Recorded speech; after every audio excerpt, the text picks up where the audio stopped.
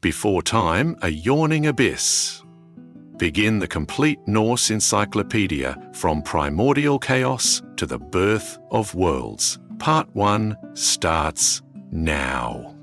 Welcome to the Purple Files. If you enjoy our videos, please consider subscribing to the channel. Let's get right into it. Prepare to journey back through the mists of time, into a world of gods and giants, of cosmic trees and epic battles, a world that has captivated imaginations for centuries, the world of Norse mythology.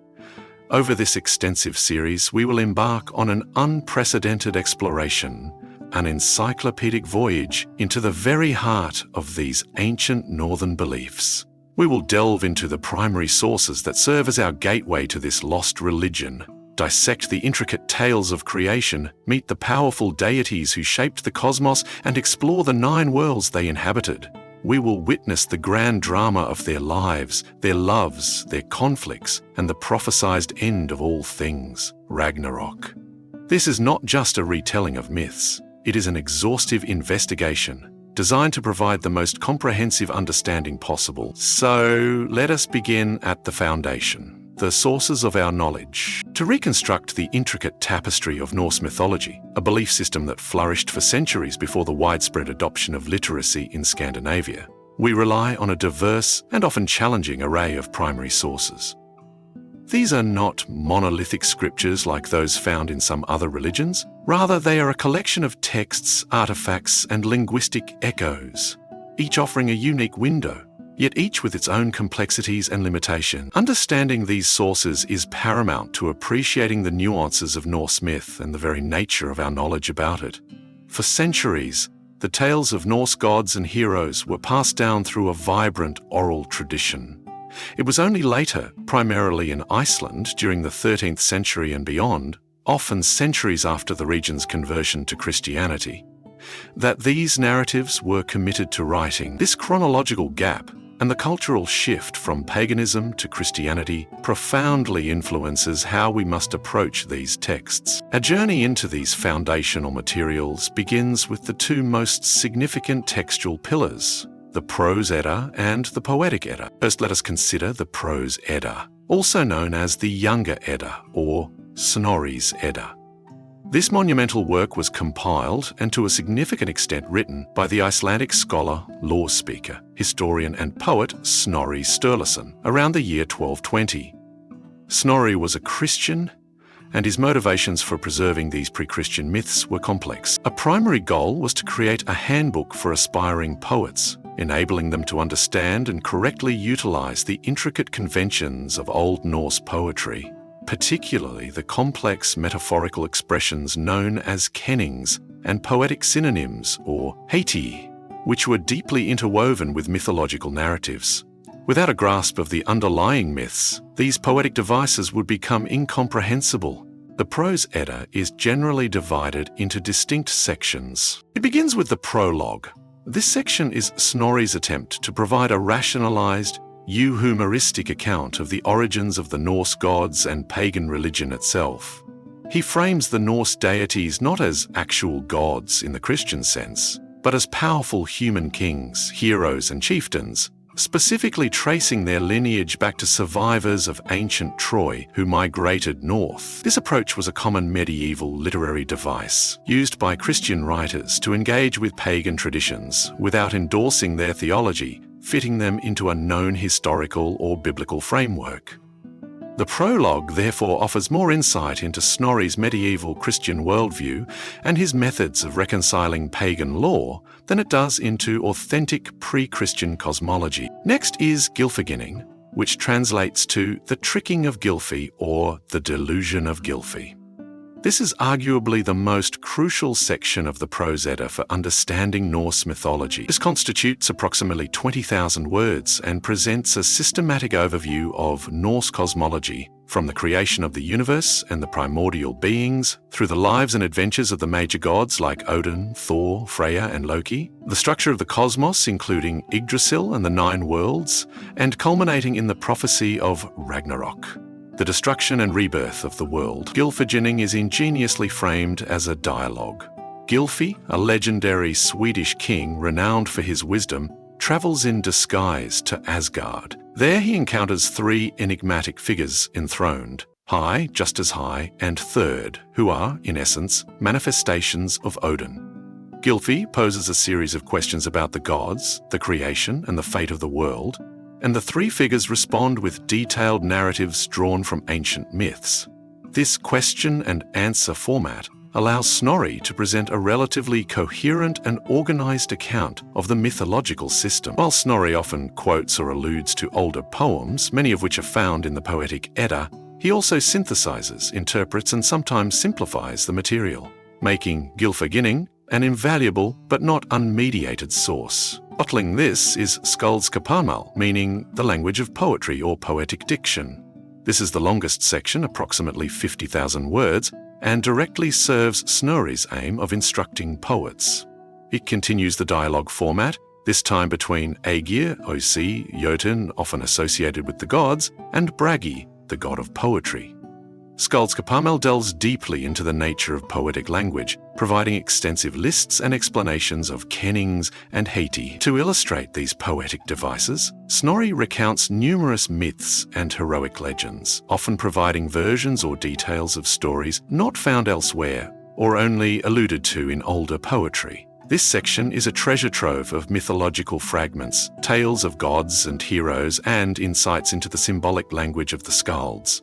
It includes, for example, the story of the Mead of Poetry, tales of Thor's duels with giants, and narratives concerning legendary heroes like Sigurd the Dragon Slayer. Finally, there is Hatatal, or list of verse forms, / enumeration of metras. This section, around 20,000 words, is a technical treatise on the complex metrical forms of skaldic poetry. Snorri himself composed a long poem in 102 different stanzas, each exemplifying a distinct metrical variation in honor of King Hakon Hekanarsson and Earl Skulibardarson of Norway.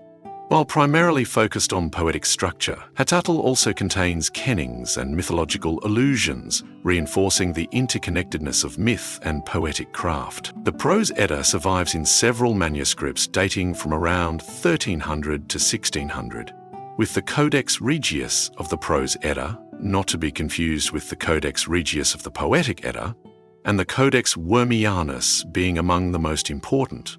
These manuscripts sometimes differ in content and arrangement, providing valuable points for textual analysis. Despite Snorri's Christian perspective and his occasional euhemerization or simplification, the Prose Edda remains the single most comprehensive and detailed narrative source for Norse mythology, offering a framework through which much of the older, more fragmentary poetic material can be understood. Next, we turn to the Poetic Edda, also known as the Elder Edda. This is not a single-authored work like Snorri's Edda, but rather an untitled collection of anonymous Old Norse poems. These poems are primarily preserved in a single medieval Icelandic manuscript known as the Codex Regius, GKS 2365-42, which was written down around 1270. Another important manuscript, AM 748 I42, contains some poems also considered Eddic, including the famous Balder's Drama, Balder's Dreams. The poems within the Poetic Edda are generally older than Snorri's compilation, with some scholars dating their oral origins to the Viking Age, roughly 8th to 11th centuries, or even earlier, though the exact dating of individual poems is a complex and often debated scholarly issue. They were passed down orally for generations before being recorded. Unlike the often elaborate and complex style of skaldic poetry, Eddic poems are typically characterized by a simpler, more direct and often starkly dramatic style. They employ alliterative verse, with common meters being fornyrdislag, old story meter, and Yoda hatch. Parakennings are used, but generally less frequently and with less complexity than in Skaldic verse. The Poetic Edda is broadly divided into two categories of poems. The first category is mythological poems. These poems deal directly with the gods, creation myths, cosmology, and prophecies. They are our most direct poetic link to the pre-Christian worldview. Key examples include Völuspá, the seeress's prophecy, perhaps the most famous Eddic poem, presenting a sweeping vision of the creation of the cosmos, the history of the gods, the coming of Ragnarok, and the world's eventual rebirth, narrated by a mysterious seeress addressing Odin. Avamal, the Sayings of the High One, attributed to Odin himself, is a collection of wisdom poetry offering advice on conduct, ethics, and practical matters, alongside mythological sections detailing Odin's acquisition of the runes and his magical charms. Grimnismal, the Sayings of Grimna, features Odin, disguised as Grimna, revealing cosmological secrets while being tortured by King Gerodro. Vafthrudnismal, the Sayings of Vafthrudnir is a contest of wisdom between Odin and the wise giant Vafthrudnir, revealing extensive mythological knowledge. Skirnismal, the Sayings of Skirnir or Skirnir's Journey recounts the journey of Freya's servant Skirnir to Jotunheim to woo the giantess. Thrymskved, the Lay of Thrym, is a humorous and popular poem detailing Thor's retrieval of his hammer Mjolnir, which had been stolen by the giant Thrym. Other mythological poems include Harbardsiod, the Lay of Harbardr, Hymiskvida, the Lay of Hymir, Lokasenna, Loki's Quarrel or Flighting, and Alvismal, Sayings of All Wise. Each offers unique narratives, characterizations of the gods, and cosmological details. The second category is heroic lays. These poems focus on the legends of mortal heroes, often drawing from a common Germanic heroic tradition that predates the Viking Age. These tales often involve themes of loyalty, betrayal, revenge, tragic love, and battles. Prominent cycles within the heroic lays include the story of Helgi Hundingsbani and his Valkyrie lover Sigrun, and the extensive cycle of the Volsungs, or Niflungs/Nibelungs, detailing the exploits of heroes like Sigurd, his slaying of the dragon Fafnir, his love for Brynhilde, and the tragic downfall of the Burgundian kings. These lays include poems such as Fra Dauda Sinfjotla, of Sinfjotla's death, Grippus Pa, Grippa's prophecy, Regensmal, the Lay of Regan, Fafnirsmal, the Lay of Fafnir, Sigrifumal, the Lay of Sigurdrifa, fragments of a longer Sigurdakvida, Lay of Sigurd, various Gudrun Akvida, Lay of Sigurd, Gudrun Havot, the slaying of the Niflungs, Gudrun Narfot, Gudrun Havot, Gudrun's inciting, and Hamdismal, the Lay of Hundir. These poems, while centered on human heroes, often feature interactions with gods, magical objects, and prophetic beings, thus remaining deeply embedded in the mythological worldview. The Poetic Edda, with its raw power and often enigmatic verses, provides a more direct, albeit sometimes less systematic, glimpse into the mythological imagination of the Norse people than the Prose Edda. The relationship between the two Eddas is complex. Snorri clearly knew many of the poems, or versions of them, that are now found in the Poetic Edda, using them as sources for his own prose retellings. However, the Poetic Edda also contains material not found in Snorri's work, and its poetic form preserves an atmosphere and a sense of immediacy that prose summaries cannot fully capture. Beyond these two foundational compilations, our understanding of Norse mythology is enriched by skaldic poetry. Skalds were court poets in Norway and Iceland, composing verses from the 9th century through the High Middle Ages. Unlike the anonymous Eddic poems, many skaldic poems are attributed to named poets, such as Bragi Boddason, Egil Skallagrimsson, Theodulf Frith of Hynir, and Eyvindur Skald Spilir. Skaldic poetry is renowned for its extreme complexity in both meter and diction.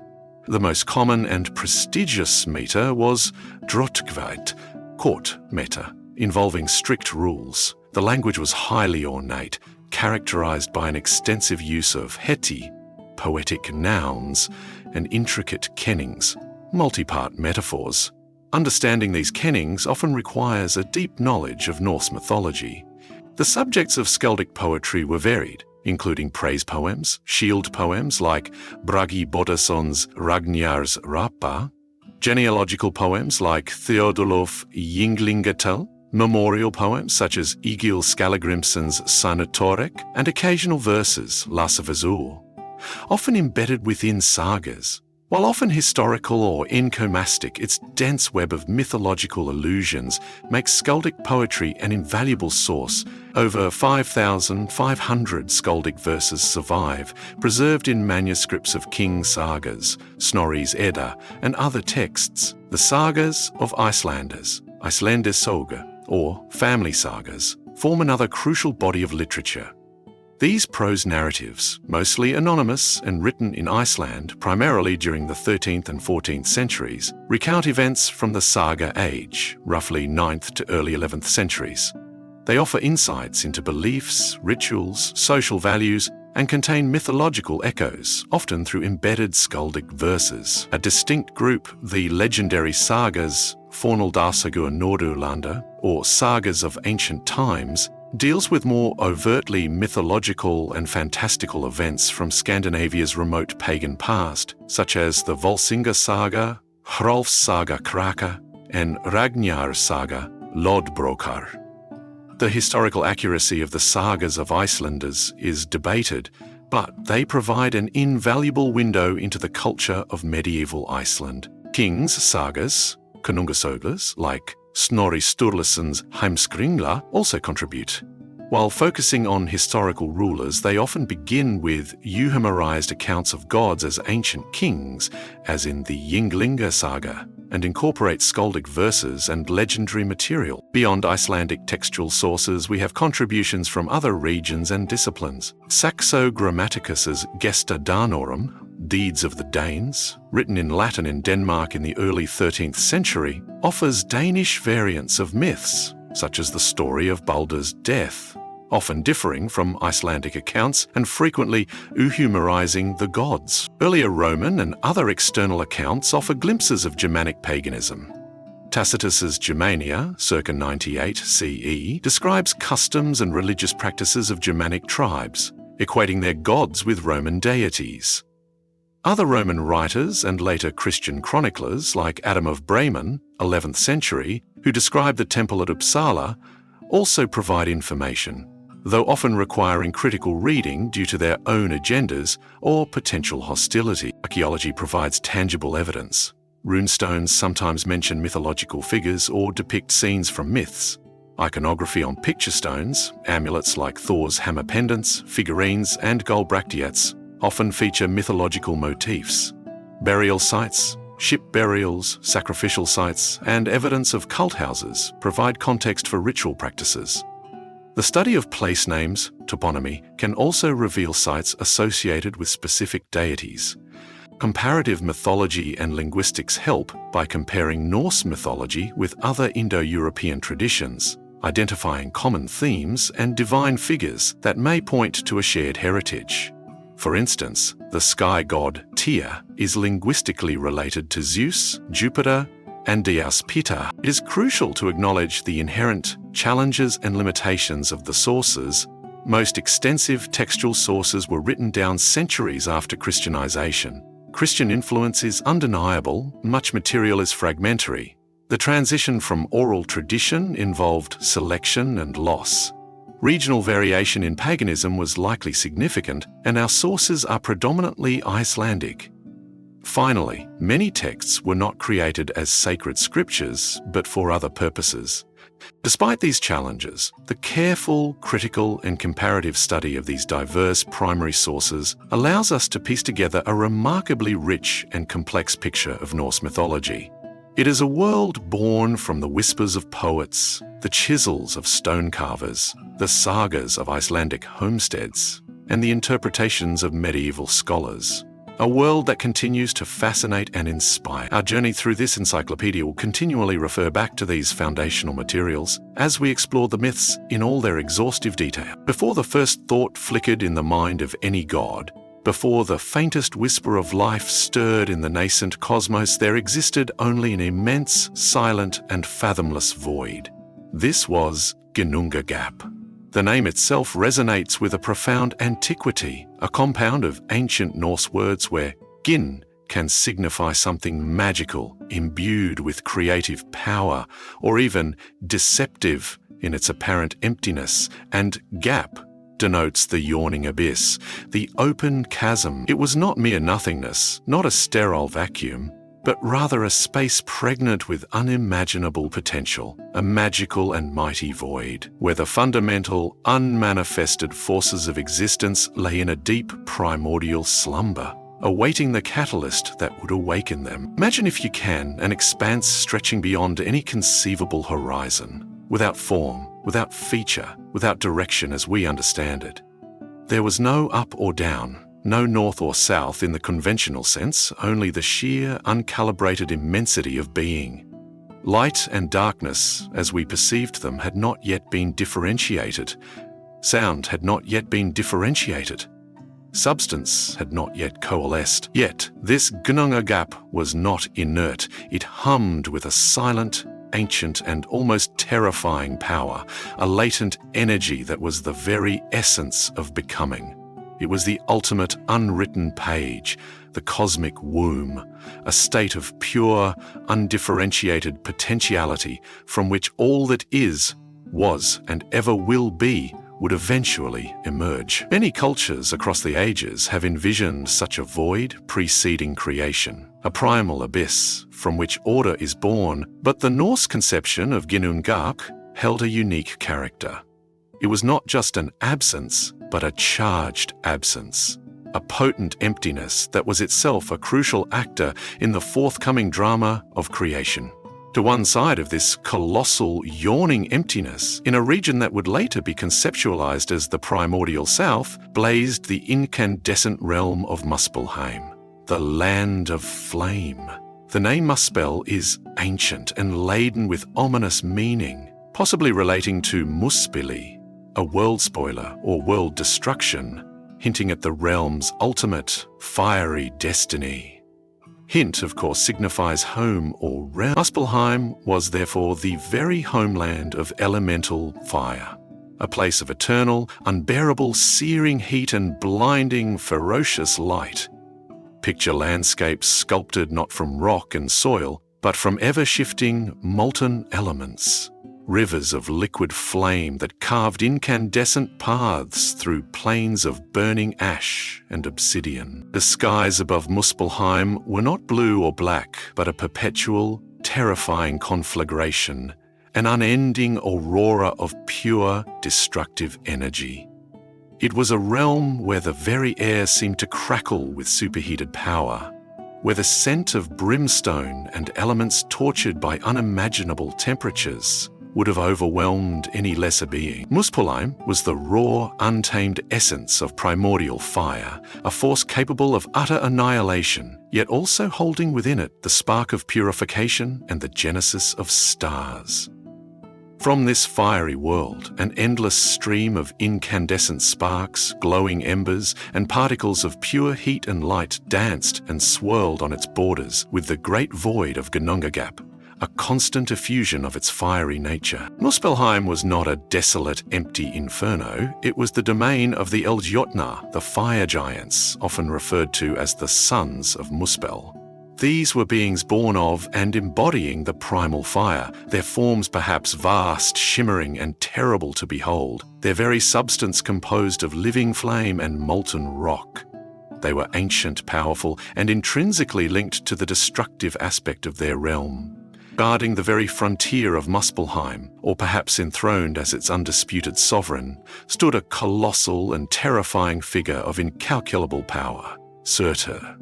His name, meaning the Black One or the Swarthy One, presents a grim paradox for a being of such fiery luminescence, perhaps alluding to the utter blackness of charring destruction he was destined to unleash, or the soot-stained aftermath of his fiery passage. The tool wields a mighty and dreadful sword, a blade that burns with a fire so impossibly intense, it is said to be brighter and hotter than the sun itself. This is no ordinary weapon. It is an instrument of cosmic annihilation, destined to play a pivotal role at Ragnarok, the prophesied twilight of the gods.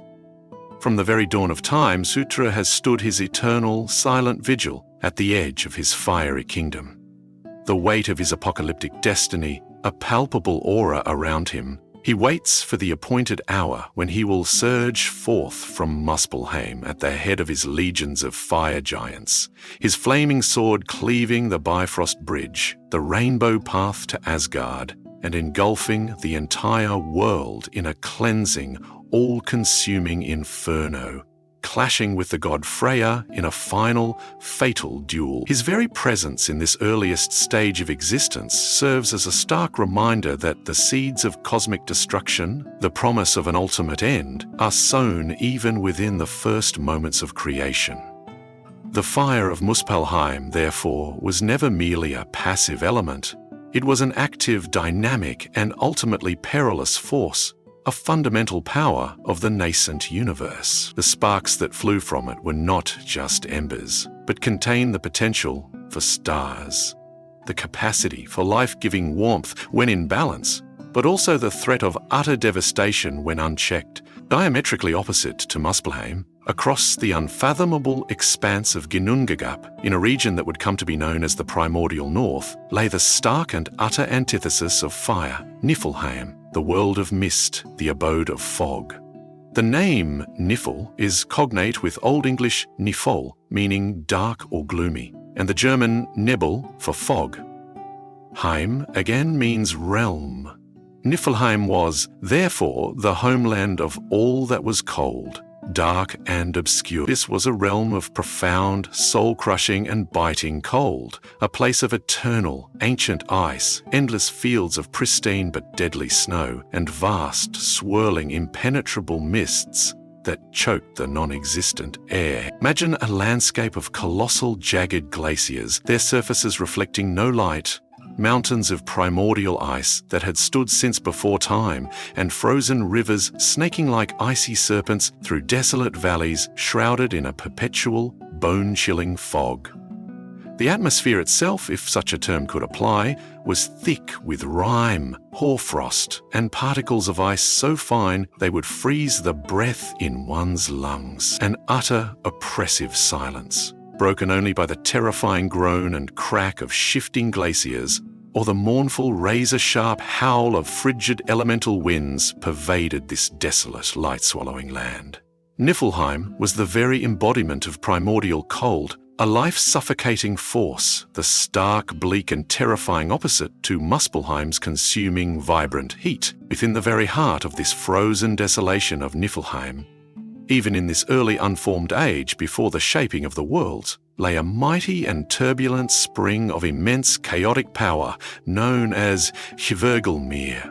The name translates to the roaring cauldron or the bubbling, boiling spring.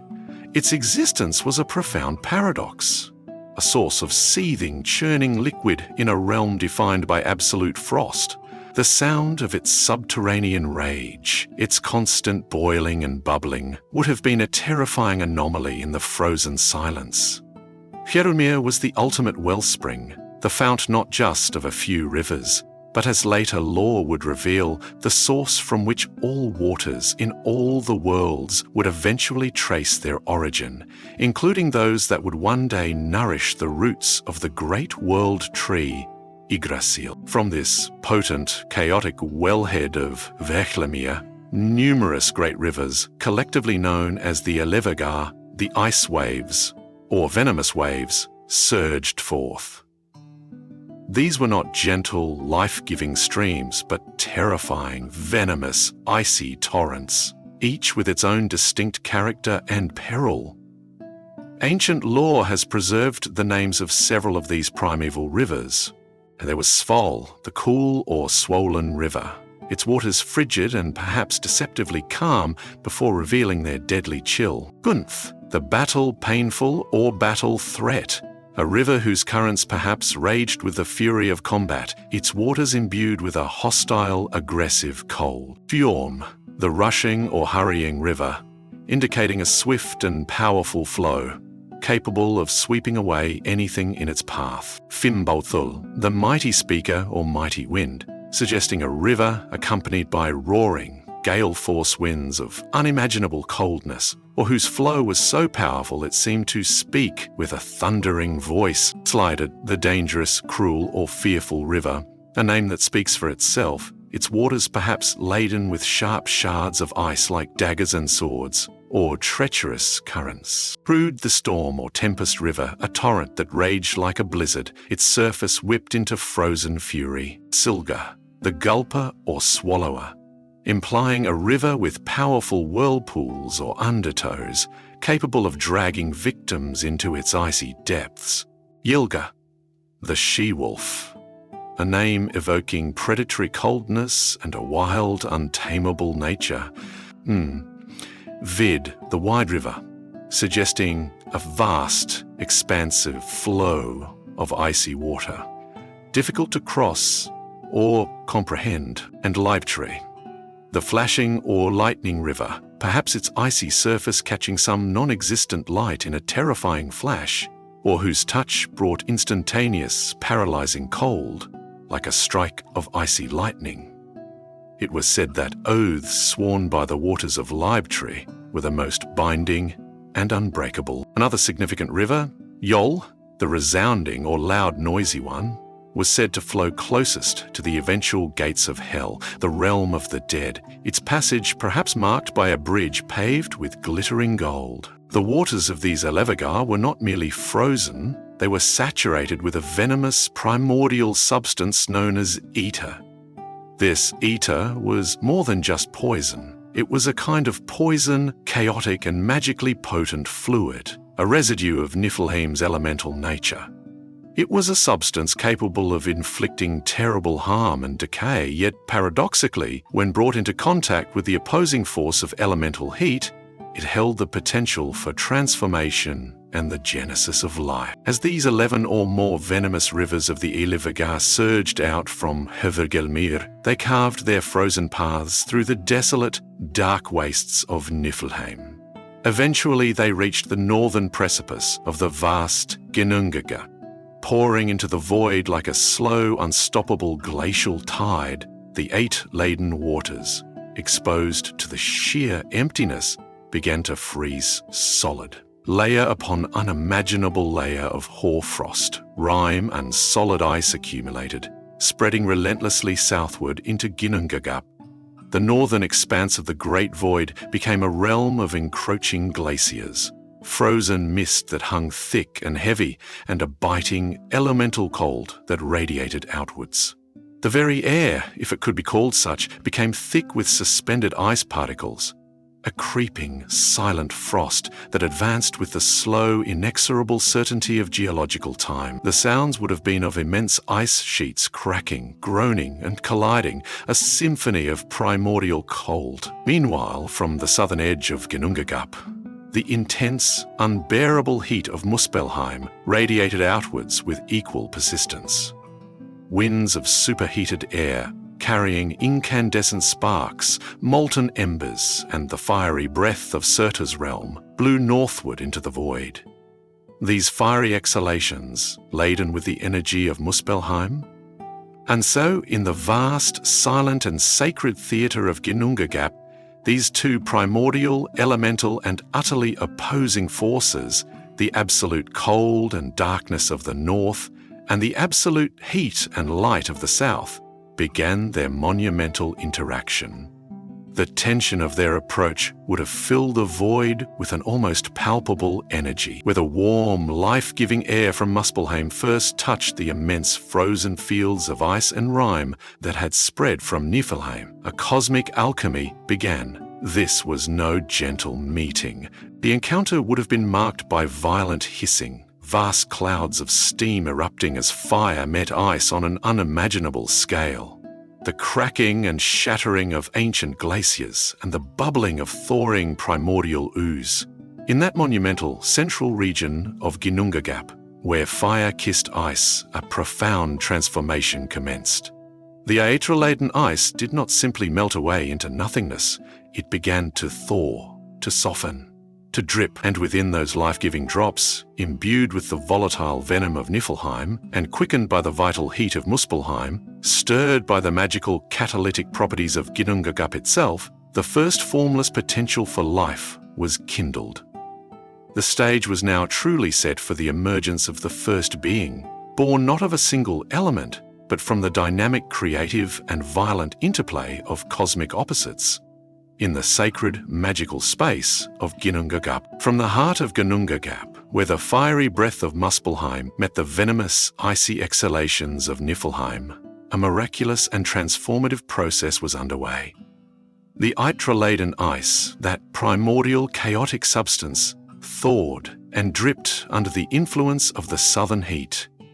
These were not mere drops of water, but life-giving droplets, imbued with the mingled energies of fire and frost, catalyzed by the magical potential of the yawning gap itself. And from these drops, coalescing in the vast emptiness, the first distinct being took form. This was Ymir, also known by the ancient name Algelmir. The name Ymir is thought to mean twin, perhaps alluding to a hermaphroditic nature, or the dual generative capacity he possessed. Or it could signify screamer or groaner, suggesting the primordial, perhaps painful sound of his coming into existence, a being born of elemental strife. His other name, Orgelmir, translates roughly to mud seether, gravel seether, or ancient seether, connecting him to the raw, unformed, wet and earthy matter from which he arose, a being of the primal sludge. Ymir was a Jotun, a giant, but not a giant in the way later generations would be understood. He was the progenitor, the ancestor of all giants, a being of unimaginable scale, his form perhaps indistinct and colossal, covered in rime and frost, his very substance still echoing the chaotic elements from which he was born. He was not inherently evil at this nascent stage, for such moral distinctions had yet to crystallize. Rather, he was a raw, untamed force of nature, a living embodiment of primordial chaos and immense, untamed power.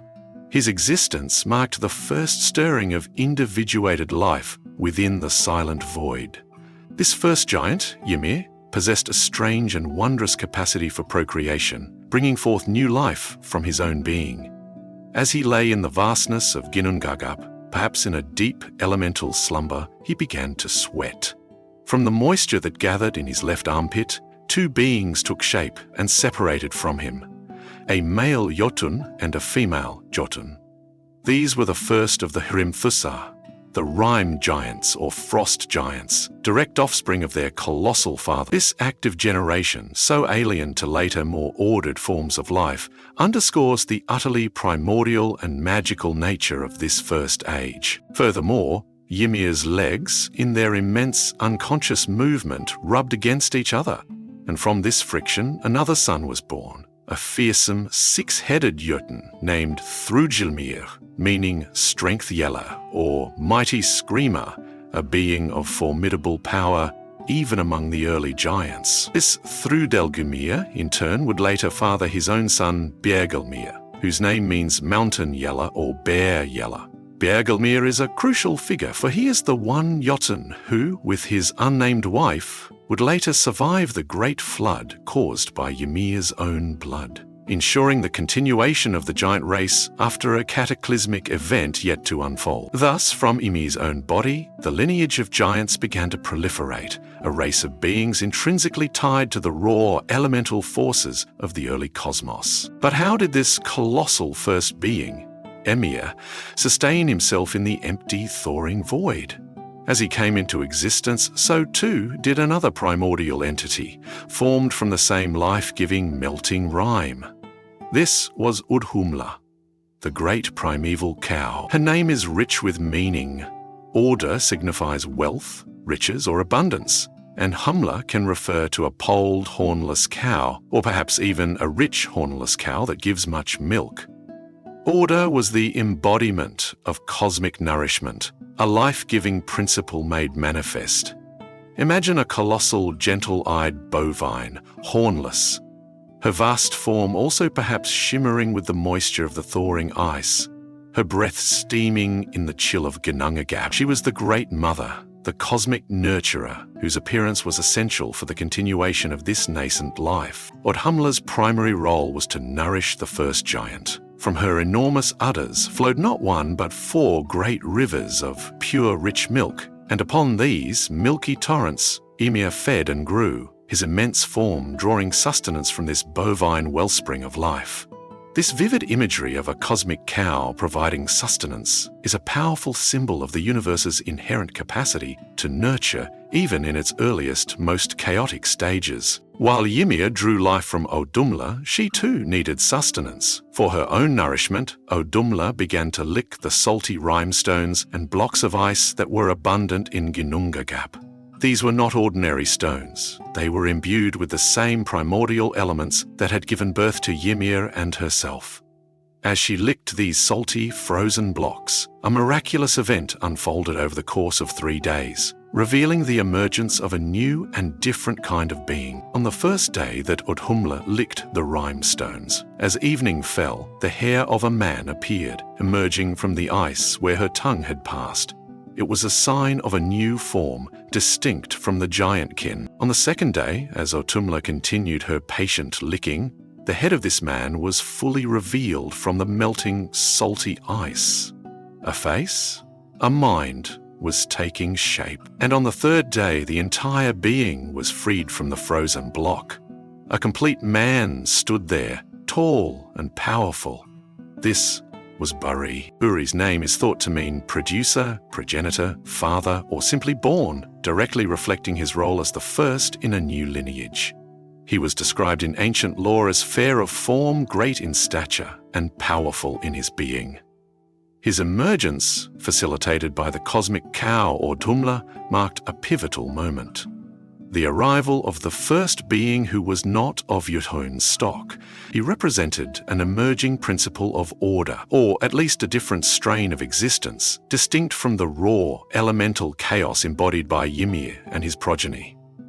Buri was the ultimate ancestor of those who would later be known as the Aesir gods, the shapers and rulers of the cosmos. His appearance signified a crucial divergence in the unfolding story of life, the beginning of a lineage that would eventually challenge the dominion of the giants. Buri, in time, also procreated. He sired a son named Bor, or sometimes Bur.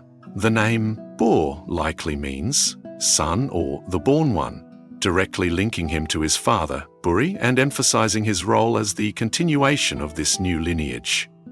The ancient texts are silent on the identity of Buri's wife or consort, or indeed, how Bor was conceived. Perhaps Buri, like Ymir, possessed an inherent capacity for asexual reproduction in this primordial age, or perhaps his partner is simply one of the many lost details of these ancient narratives. This silence itself is a testament to the fragmentary nature of our sources, a mystery embedded in the dawn of the gods. What is known is that Bor was born, and he carried forward the nascent heritage of the god ancestors. His significance lies primarily in his role as the direct father of the 3 gods who would ultimately slay Ymir and construct the ordered cosmos from his remains. Bor is the crucial generational link between the first mysterious god ancestor, Buri, and the divine brothers who would actively shape the universe. Bor in turn took a wife. And here the intertwining of lineages takes a crucial and fateful turn. Bor married Bestla. Bestla was not of the direct god lineage of Buri. She was a Jotun, a giantess. Her father was the formidable Jotun named Bolthorn, whose name translates to evil thorn, baleful thorn, or misfortune's thorn, suggesting a being of significant, perhaps dangerous power and wisdom within the giantish race. The identity of Bolthorn himself is somewhat enigmatic, but he is a figure of note. Some interpretations of poetic sources, particularly the Havamal, suggest that Bolthorn, or at least his lineage, possessed profound magical knowledge. Indeed, Bestla had a brother, though he is unnamed in the Prose Edda's direct account of her parentage. However, the Havamal speaks of Odin learning 9 powerful magic songs, or Guldra, from the famous son of Bolthorn, who would thus be Bestla's brother. This unnamed brother is sometimes speculatively identified with the wise being Mimir or another unknown wise Jotun, highlighting that wisdom and magical lore were not exclusive to the gods, but were also potent forces among certain giants. Bestla therefore hailed from a lineage of powerful and knowledgeable Jotnar. The marriage of Bor, son of Buri, to Besla, daughter of Bolthorn, was a union of profound cosmic significance. It represented the mingling of the emerging god line with the established giant line. From this union of god descendant and Jotun descendant, 3 sons were born: Odin, Vili, and Va. These 3 brothers, carrying within them the heritage of both the nascent gods and the ancient giants, were destined to become the architects of the known world. Besla's Jotun blood meant that Odin, the future Allfather, and his brothers were not purely of one lineage. They possessed a connection to the very giants they would later oppose, and whose progenitor they would slay. This mixed heritage is a crucial and recurring theme in Norse mythology, underpinning the complex, often fraught, but also sometimes collaborative relationship between the gods and the giants. It suggests that true creative power, the ability to shape and order the cosmos, arose not from a single, pure source, but from the dynamic and often tense union of different, even opposing primordial forces. Thus, from the thawing ice of Ginnungagap, through the elemental forms of Ymir and Audhumla and the subsequent generations of Buri, Bor, and Bestla, the first key players in the cosmic drama had emerged. The stage was populated, and the scene was set for the monumental events that would lead to the creation of the worlds. In the primordial landscape of existence, where the raw elemental forces had given rise to the first Jotun, Ymir, and the nurturing cosmic cow, Audhumla, a new lineage had taken root. From the salty rhinestones, licked into form by Audhumla, emerged Buri, the fair, the great, the powerful, the first distinct ancestor of the gods.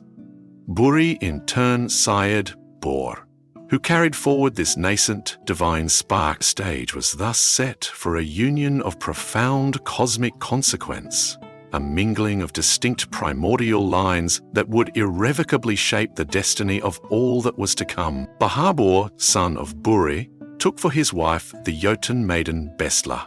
She was the daughter of the formidable giant Bolthorn, Evil Thorn, a name that resonated with ancient power and perhaps a deep chthonic wisdom. Bestla's lineage was steeped in the primal energies of the Jotunar, and her brother, the unnamed son of Bolthorn, was renowned for his mastery of potent magical lore, from whom Odin himself would later learn 9 powerful incantations. This marriage was therefore not a mere pairing. It was a deliberate, or perhaps fated, interweaving of the emerging godkin with the established giantkin. This union symbolized a critical juncture, a fusion of different inheritances. The potential for order and consciousness from Buri's line, and the raw elemental might and arcane knowledge from Bestla's Jotun heritage. It was from this potent synthesis that a new generation, a new force in the cosmos, was destined to arise. From the union of Bor and Bestla, 3 sons were born. Their arrival was not a quiet event in the grand silent theatre of Ginnungagap. It was a momentous occasion, a shift in the cosmic balance. The very energies of the nascent universe, still largely unformed and dominated by the colossal presence of Ymir and his burgeoning giant progeny, must have resonated with the emergence of these 3 brothers. They were a triad, a sacred number in many ancient traditions, perhaps signifying a completeness, a multifaceted divine will, or a combined strength capable of monumental undertakings. These 3 brothers were Odin, Vili, and Va. Let us delve into the profound significance of their names, for in Old Norse understanding, a name was not merely a label but an embodiment of essence, a reflection of innate character and destiny. First among them, and foremost in later renown, was Odin, or Odin in Old Norse. The etymology of his name is deeply intertwined with the concept of Oda. Odin is a complex and powerful word, signifying inspiration, divine fury, ecstatic frenzy, poetic genius, the very essence of mind, spirit, and animating consciousness. This name alone foreshadows the multifaceted and often enigmatic god Odin would become. He was destined to be the relentless seeker of wisdom, the master of runes and esoteric knowledge, the god of poetry whose words could shape reality, the lord of battle who reveled in the ecstatic fury of conflict, and the chooser of the slain who presided over Valhalla. His name hinted at a being who would delve into the deepest mysteries, who would sacrifice an eye for a drink from Mimir's well of wisdom, and hang himself upon Yggdrasil to unlock the secrets of the room. Even at his birth, the name Odin resonated with the potential for profound insight, transformative magic, and a will capable of shaping not just the physical world, but also fate itself. He was to be the All-Father, the shaper, the wanderer, the often morally ambiguous deity, whose actions were driven by an insatiable thirst for knowledge and power, all in service of forestalling the prophesied Ragnarok. The second brother was Vili, or Villier. His name stems directly from the Old Norse word Vili, meaning will, conscious desire, focused intent, and determination. If Odin embodied the raw, inspired, and sometimes chaotic force of Od, Vili represented the directed, purposeful aspect of divine consciousness. He was the embodiment of the power to choose, to intend, and to enact. In the later creation of the first humans, Ask and Embla, as recounted by Snorri Sturluson, it is Vili who is credited with bestowing upon them order, spirit, or inspiration. A quality intriguingly also central to Odin's own name and nature, suggesting a deep complementarity or shared essence between the brothers. And Vit, which encompasses consciousness, understanding, intellect, and wit. Vili therefore represented the capacity for reasoned thought, for deliberate action, and the intellectual framework that could channel raw inspiration into tangible creation. His name foreshadowed the divine will that would be necessary to impose order upon the primordial chaos, the focused intent required to shape a structured cosmos from the raw material of Ymir's corpse. The third brother was V, or V. His name is derived from the Old Norse word V, which signifies a sacred enclosure, a hallowed place, a sanctuary, or a temple. It is intrinsically linked to the verb vigia, meaning to hallow, to consecrate, or to make sacred. V therefore embodied the sanctifying aspect of the divine, the power that could imbue places, objects, or beings with holiness and separate them from the profane. In Snorri's account of the creation of humanity, Ve is the brother who gifted Ask and Embla with Sion, Hiun, Hirn, and Lit, or laity.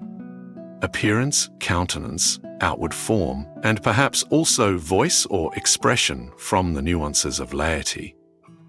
Through Ve, humanity received the capacity to perceive the world, to interact with it through their senses, and to possess a distinct, recognizable form within a world that was itself to become a sacred, ordered creation. His name foreshadowed the divine act of consecrating the newly formed cosmos, of establishing sacred spaces and principles, and of bestowing upon beings the sensory faculties necessary to experience and inhabit a hallowed reality. The birth of Odin, Vili, and Ve was not just the arrival of three new beings, it was the emergence of a new paradigm. Their mixed heritage was central to their unique nature and their destiny. Through their mother Besla, they carried the blood of the Jotnar, the primal power of the earth, and the ancient chaotic forces that had first stirred in Ginnungagap. This giant heritage may have granted them access to immense raw energy, an intuitive understanding of the fundamental building blocks of existence, and perhaps even an inherent internal complexity,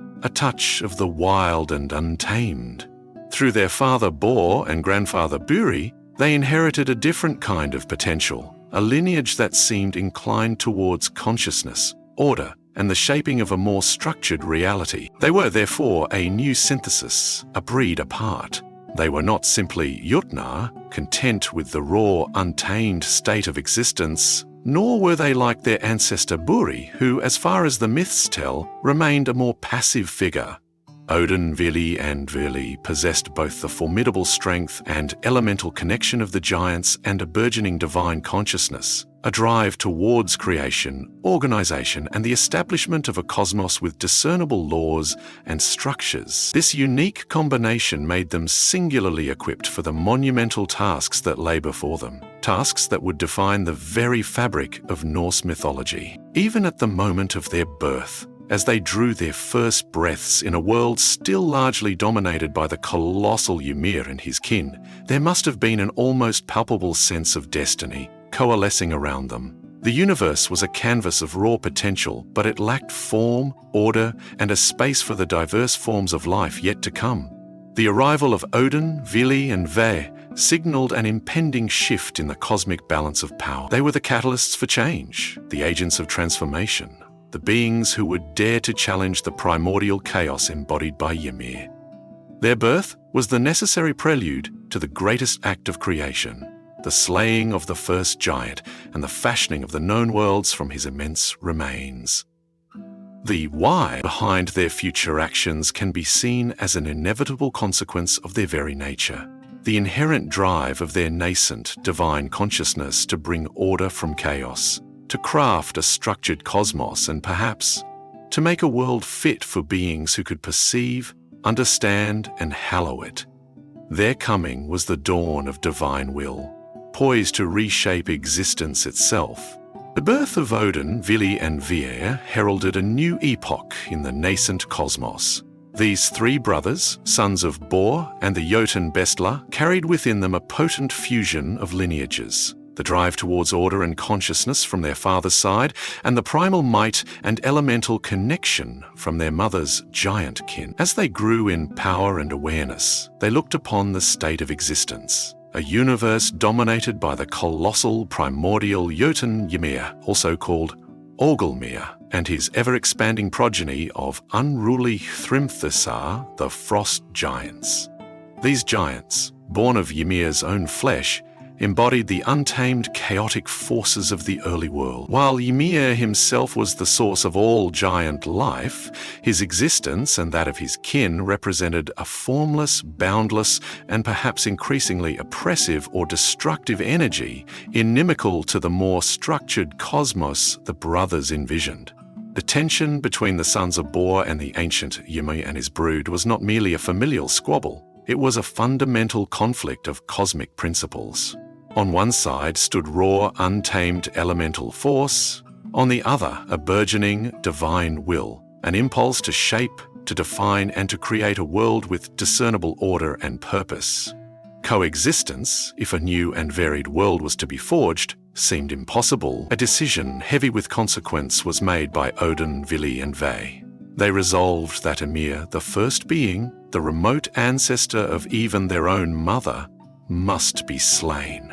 Only through his unmaking could a new making begin. The gravity of this decision, to dismantle the very foundation of existing life to build anew, must have been immense. Yet their shared purpose was resolute. The confrontation, when it came, was surely a battle of unimaginable proportions, shaking the very foundations of Ginnungagap. The three young gods, Odin with his nascent mastery of Odur, that potent blend of inspiration, fury, and strategic insight, Vili, the embodiment of focused will and unwavering determination, and Ve, whose essence was tied to the hallowing and shaping of things, stood against the colossal ancient Ymir, a being whose flesh was the very stuff of the primordial world. Though the sagas are sparse on the precise choreography of this cosmic duel, one can imagine a struggle that tore through the mists and thawing ice of the void. Ymir, with his brute, elemental strength and the fury of a cornered progenitor, would have unleashed unimaginable force. The brothers in turn would have combined their unique powers, Odin directing the flow of battle with his keen intellect, and perhaps unleashing primal magic, Vili pressing the attack with relentless focused power, Ve perhaps working to unbind Ymir's elemental cohesion, or to sanctify the terrible but necessary act. Finally, after a conflict that may have spanned ages, the death blow was struck. Ymir, the first giant, the immense Argalmir, fell. The sound of his collapse would have been a thunderclap that resonated through all of unformed existence, the impact sending tremors through the fabric of Ginnungagap. His death was not a quiet fading, but a cataclysm. From the countless wounds inflicted upon his colossal frame, Ymir's blood, or perhaps more accurately, the E-laden primordial fluid that coursed through his veins, gushed forth in an unimaginable torrent, So vast was this deluge, so overwhelming was the flood of his lifeblood, that it drowned almost the entirety of the Jotun race, the Hrimthusar, who had spawned from him. It was a world-engulfing tide of crimson, a cleansing of the old order by the very substance that had sustained it. The terror and chaos for the giants as this bloody sea rose around them must have been absolute. Yet not all were lost. One Jotun, Bergelmir, the son of Thrudgelmir, and thus a grandson of Ymir himself, managed to survive this bloody cataclysm. With his unnamed wife in a desperate act of self-preservation, Bergelmir found refuge by climbing into or onto a lud. This ancient word is somewhat ambiguous, potentially referring to a large wooden box, a coffin-like chest, a baker's kneading trough, or even a part of a mill. Whatever its exact form, this ludra served as their ark, buoying them upon the gruesome floodwaters. From this sole surviving pair, Bergelmir and his wife, new generations of Jotnar would eventually descend. Their escape was crucial, ensuring the continuation of the giant race, who would forevermore inhabit the wild, untamed peripheries of the cosmos, serving as eternal adversaries, challengers, and sometimes even reluctant contributors to the affairs of the gods and the worlds they would shape. The cosmic balance, in a way, required their survival. Once the great flood of Ymir's blood had largely subsided, forming the first great waters, Odin, Vili, and Vir turned their attention to the monumental task that lay before them. They took the colossal corpse of Ymir, a form so vast it beggared imagination, and with their divine strength they carried it into the very center of Ginnungagap. Here, in the heart of the yawning void, they began the sacred, gruesome, and meticulous process of fashioning a new, ordered cosmos from the dismembered remains of the first giant. From Ymir's flesh, his hold, the brothers fashioned the solid earth. They laid it out, shaping the land masses, sculpting the first mountains and the deep valleys, creating the plains and the coastlines. Imagine them like cosmic artisans, moulding and forming the very ground upon which future life would tread. From Ymir's remaining blood and his sweat, the Blod and Sverti, they created the vast oceans, the seas, the lakes, and the rivers that would encircle and permeate this new earth. The deep chasms and depressions left in the land were filled with these waters, forming the great saltwater seas that ringed the world and the freshwater lakes and flowing rivers that would sustain it. From Ymir's mighty bones, his being, they raised up the great mountain ranges, the Fjol and Bjorg.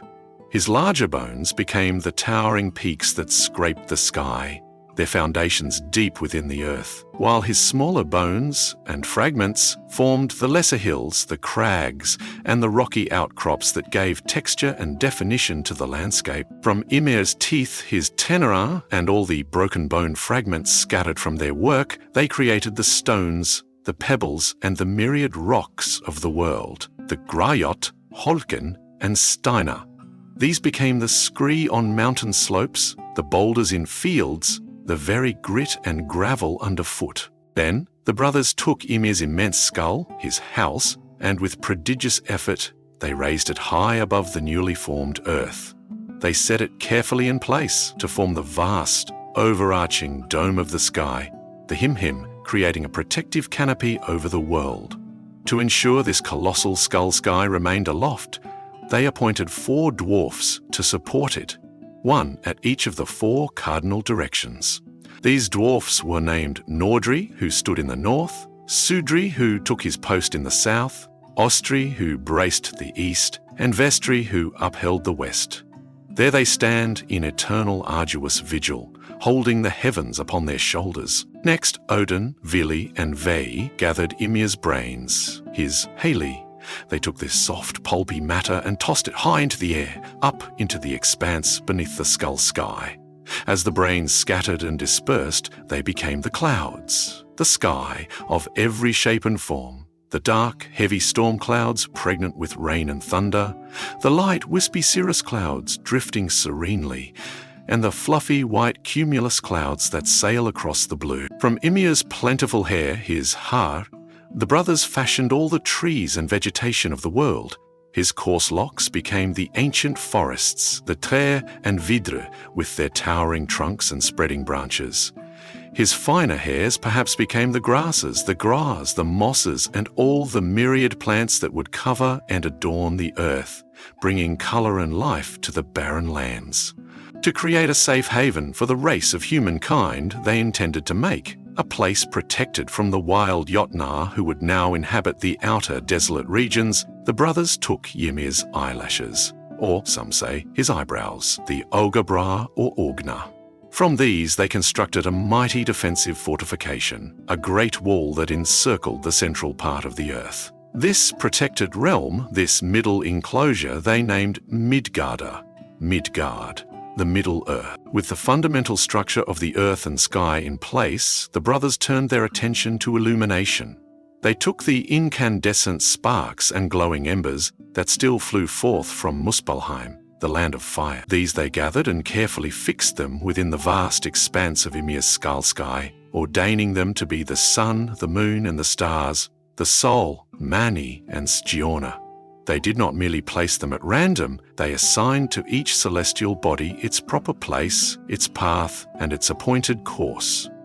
Thus they established the rhythm of day and night, the cycles of the seasons, and the means for the reckoning of time, bringing light and order to the heaven. In this way, through these monumental acts of cosmic butchery and divine craftsmanship, Odin, Vili, and Via transformed the raw, chaotic material of the first giant into a structured, habitable cosmos.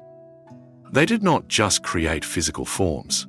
They named them, defined their functions, and established the fundamental order of the new reality. The foundations for the 9 worlds were laid: the earth, the sea, the sky, the outer realms for the giants, Jotunheimr, and the protected enclosure of Midgard, all were born from the body of Ymir. The universe was no longer a formless void. It was a world teeming with potential, a stage set for the myriad dramas of gods, giants, humans, and all the creatures yet to come.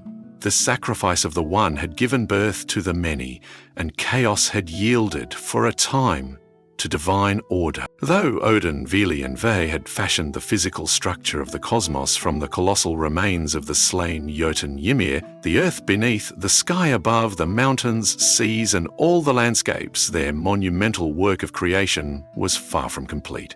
This new world, born from primordial sacrifice, was still a raw, unlit, and untimed expanse. It awaited the vital sparks of celestial light, the rhythmic dance of day and night, the silent testament of the stars, and the emergence of other distinct beings to populate its varied realms. The sons of Bor, driven by their inherent impulse towards order and the enrichment of existence, now turned their divine attention to these crucial tasks. Their first concern was to illuminate this nascent cosmos. For this, they looked to the fiery southern realm of Muspelheim, that eternal land of incandescent flame, ruled by the formidable Surtur and his legions of Elgiotanar.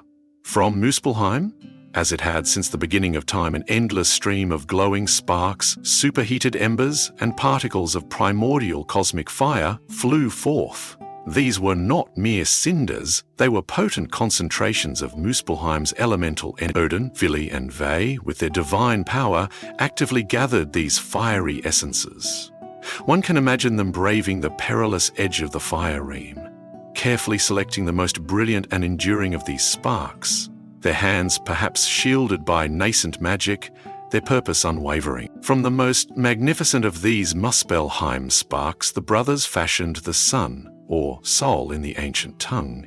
This was not simply a matter of placing an ember in the sky, it was an act of shaping, of imbuing this raw celestial fire with purpose and a designated path.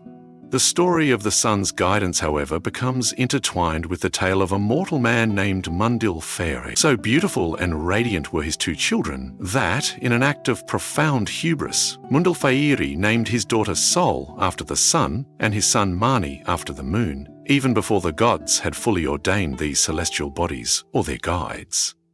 The gods, angered by such presumption from a mortal, took both children, The maiden Sol was then assigned the arduous and eternal task of driving the very chariot of the sun that the gods had crafted. This chariot, a vessel of unimaginable heat and light, was drawn by two magnificent horses, Avaka, whose name means early waker, and Alsvida, signifying all swift or very strong. These were no ordinary steeds. Their manes perhaps blazed with fiery light, their hooves struck sparks, and their breath was the heat of the morning. To protect both the horses and the chariot, and indeed the earth below, from being utterly consumed by the sun's unbearable incandescence, the gods, in their wisdom, placed cooling bellows, sometimes called isankol, iron coolers, beneath the horses' shoulders or withers. Another tradition speaks of a great shield named Svalin, the cooler, which stands before the sun itself, tempering its fiery blaze. Yet Sol's journey is one of perpetual peril. She is relentlessly pursued across the sky by a fearsome wolf named Skoll, whose name means treachery, deceiver, or mockery. This monstrous wolf is destined to one day catch and devour the sun, plunging the world into darkness, an event foretold to occur at the onset of Ragnarok. Skoll's ceaseless hungry chase adds a constant undercurrent of tension to the daily passage of the sun. Similarly, from another great spark of Muspelheim, the brothers fashioned the moon, or money. Its light was softer, its journey more variable, reflecting a different aspect of the cosmic order.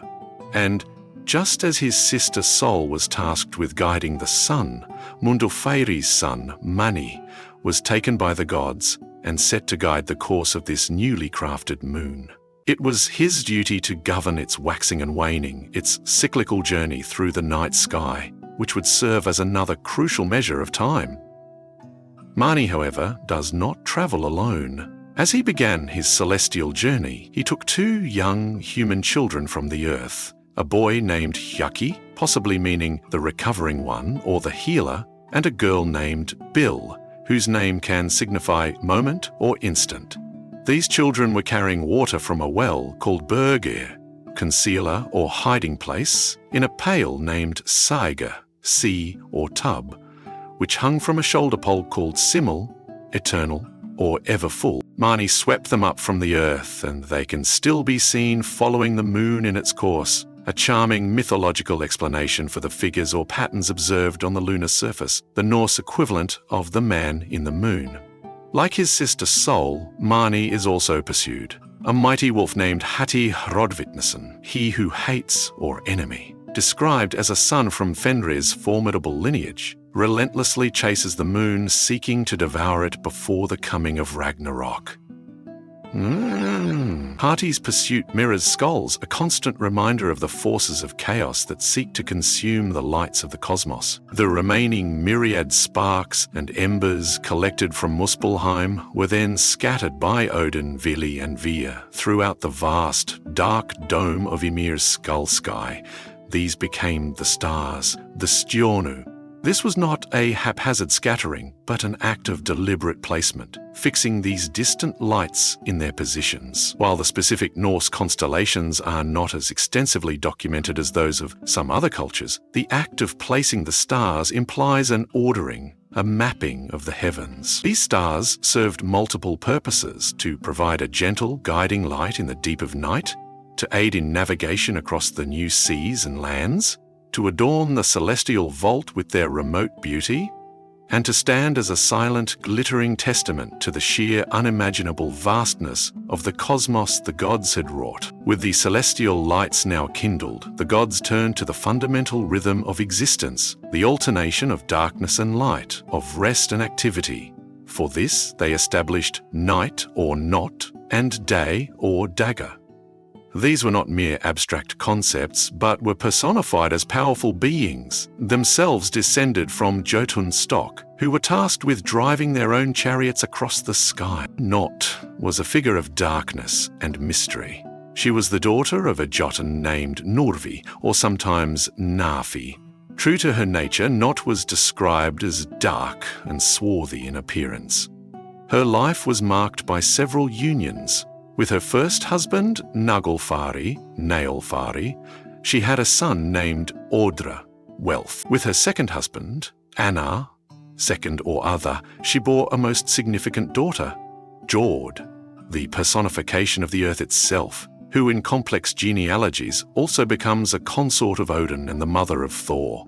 Finally, Not wed Dalinger, whose name means dawn or the shining one, and who was himself of Aesir kin, a being of light.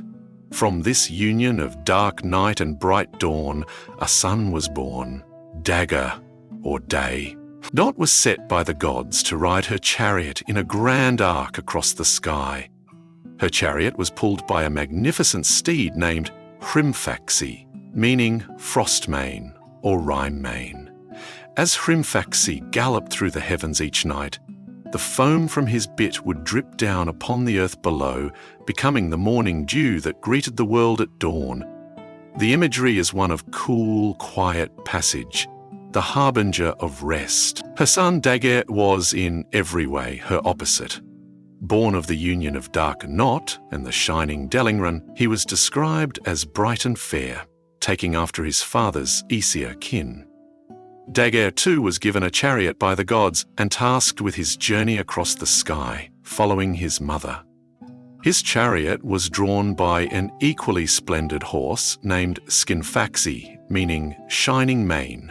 As Skinfaxi thundered across the heavens, his luminous mane would shed brilliant light and radiance, illuminating the sky above and the earth below, banishing the shadows of night and bringing warmth and clarity to the world. The gods ordained that Not and Dagger should ride their chariots in ceaseless succession, each traversing the sky for a period of 12 hours, thus establishing the regular, dependable cycle of night and day, a fundamental measure for all timekeeping. The creation of distinct beings to populate this newly ordered cosmos continued. From the very substance of Ymir's decaying corpse, another race of beings came into existence, the dwarves, or Dvergar. The most ancient poetic traditions, such as the Voluspa, describe their origin with visceral imagery. They first stirred to life like maggots, writhing in the dead flesh of the primordial giant. It was the gods themselves who then intervened, perceiving the potential within these humble, earthy creatures. By a deliberate act of divine will, the gods endowed these nascent beings with human understanding, manvit, and human-like form, Manaliki. Though they retained their characteristically small stature and their deep affinity for the subterranean world. Snorri Sturluson, in his Prose Edda, offers a slightly harmonized account, stating that the dwarves first quickened in the Muldini, the loose soil or dust of the earth, and were indeed like maggots in Ymir's flesh. But by the Radningu Godana, the counsel or decision of the gods, they were gifted with human wit and appearance, yet their destiny was to dwell within the earth and amongst the stones. Two dwarves are often named as the first or most significant, perhaps their progenitors or first lawmakers fashioned by the gods. Motsobnia, often called the mightiest or first of all dwarves, and Durin, considered the second in importance. The Voluspa then provides a long and fascinating catalogue of other dwarf names, a testament to their numerous clans and their perceived importance in the early ages of the world. This list includes names like Nii and Nidu Moon and Dark Moon, hinting at connections to time, cycles, or perhaps the darkness they inhabit. The famed skyholders Nordri, Sudri, Ostri, and Vestri, confirming their dwarf nature. Althiofa, Althief, suggesting a cunning aspect. The renowned craftsman Dvalin, Delayed One, or the one lying in a trance, a name associated with great skill and magical creations. Narkorps, Danon, the Dead One, names that further link them to the chthonic, underworldly aspects. Biffard, Buffard, Bommer, Nori, Anar, Oin, and Miodvitnir. Meadwolf, this extensive naming underscores their established place in the cosmic order. The dwarves possessed distinct characteristics. They were beings of small stature, perfectly adapted to their subterranean existence. Their homes were deep within the earth, in intricate networks of caves, tunnels, and halls carved into mountains and solid rock. A realm that would later be known as Svartalfaheimer, realm of the Black Elves or Nidafield. Dark fields, or fields down below. Their most defining trait and their most significant contribution to the sagas was their unparalleled skill in craftsmanship. They were master smiths, jewelers, and forgers of magical artifacts beyond compare. Their hands, though small, could coax wonders from metal, stone, and gem, and they created many of the most powerful and famous treasures of the gods, including Thor's hammer Mjolnir, Odin's spear Gungnir, and his golden arm ring Draupnir, the goddess Freya's exquisite necklace Brisingamen, the magical ship Skidbladnir that could be folded to fit in a pocket, and the golden hair they forged for Sif after Loki mischievously shore off her own. While often portrayed as wise in their specific crafts and ancient lore, dwarves could also be depicted as greedy, irascible, prone to trickery, and fiercely protective of their creations and their hoards. A notable vulnerability for some dwarves was sunlight. Certain tales, like that of Alvis in the poem Alvismal, tell of dwarves who, if caught in the rays of the sun, would be turned to stone, a characteristic that powerfully reinforces their intrinsic connection to the darkness of the earth. Their role in the cosmos was far from minor. They were the indispensable, if sometimes reluctant, artisans whose skills were essential for equipping the gods with the tools of power and symbols of divinity that feature so prominently in the myths. Finally, with the establishment of the sun, the moon, and the orderly progression of night and day, the gods also ordained the cycles of the seasons, primarily Sumar, summer, and Vita, winter, and the reckoning of years.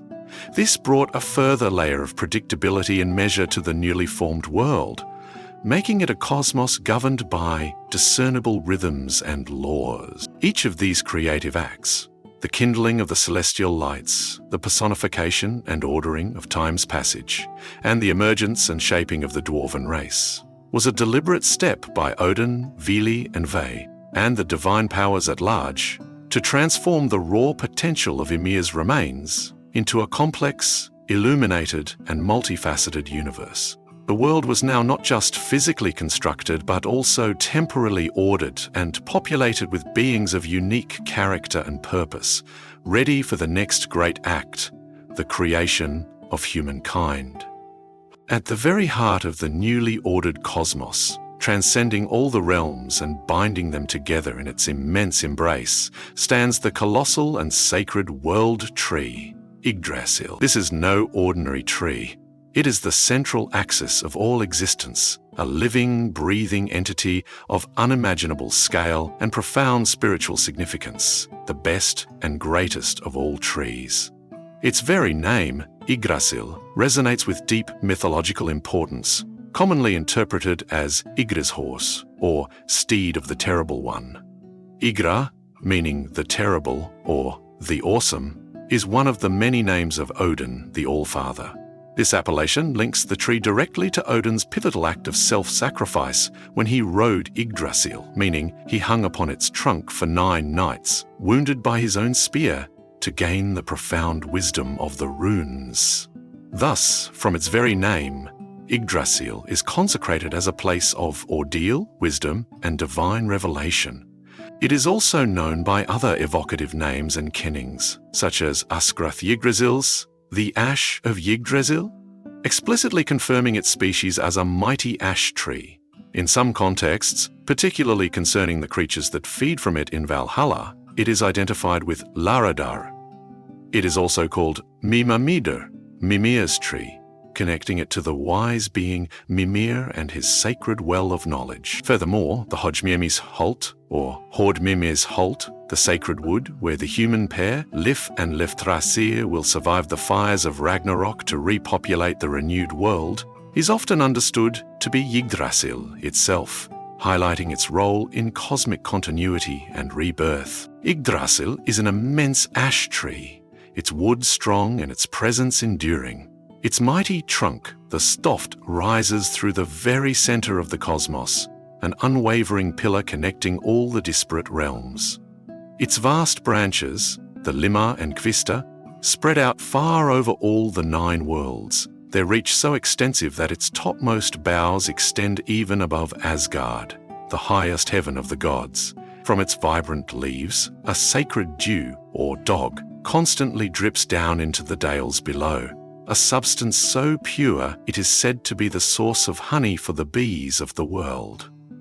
Though it is described as evergreen, its leaves perpetually verdant, Yggdrasil is also a tree that constantly suffers. It endures relentless attacks from various creatures and the slow decay that gnaws at its core, yet it stands firm, a potent symbol of life's tenacity.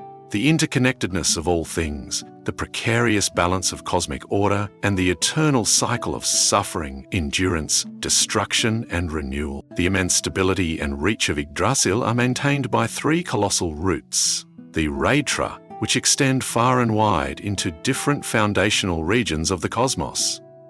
Each of these primary roots is anchored near and draws sustenance or significance from a sacred well of immense power and unique character.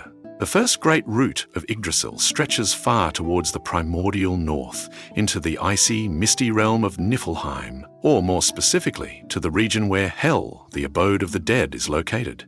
Beneath this root, in the chilling depths, lies the ancient and turbulent well, Hvergelmir, the roaring cauldron, or bubbling, boiling spring. This is the chaotic fount from which all the great rivers of the worlds, including the venomous Elivagar of creation, first surge. The presence of this root in such a foundational, life-giving, yet also death-associated realm underscores the tree's connection to the deepest cycles of existence. However, this root is under constant, dire assault. The most formidable of its tormentors is the monstrous dragon or serpent Nidhogr, whose name means malice striker, dreadbiter, or corpse-terror dragon. From the dark depths beneath Hvergelmir, Nidhogg gnaws relentlessly at this root of Yggdrasil, his malevolent intent being the ultimate destruction of the world tree. He is a creature of immense primordial spite, but Nidhogr is not alone in his destructive efforts. Ancient poems, particularly Völuspá and Grimnismal, list a host of other serpents that dwell with him in the darkness, all ceaselessly biting and tearing at the tree's foundation.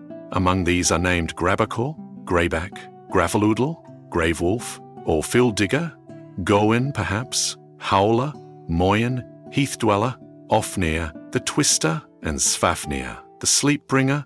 This legion of serpents represents a continuous, insidious threat to Yggdrasil's stability from below. The second great root of Yggdrasil extends into a very different realm, reaching towards Jotunheimr, the land of the frost giants, the Hrimthursar.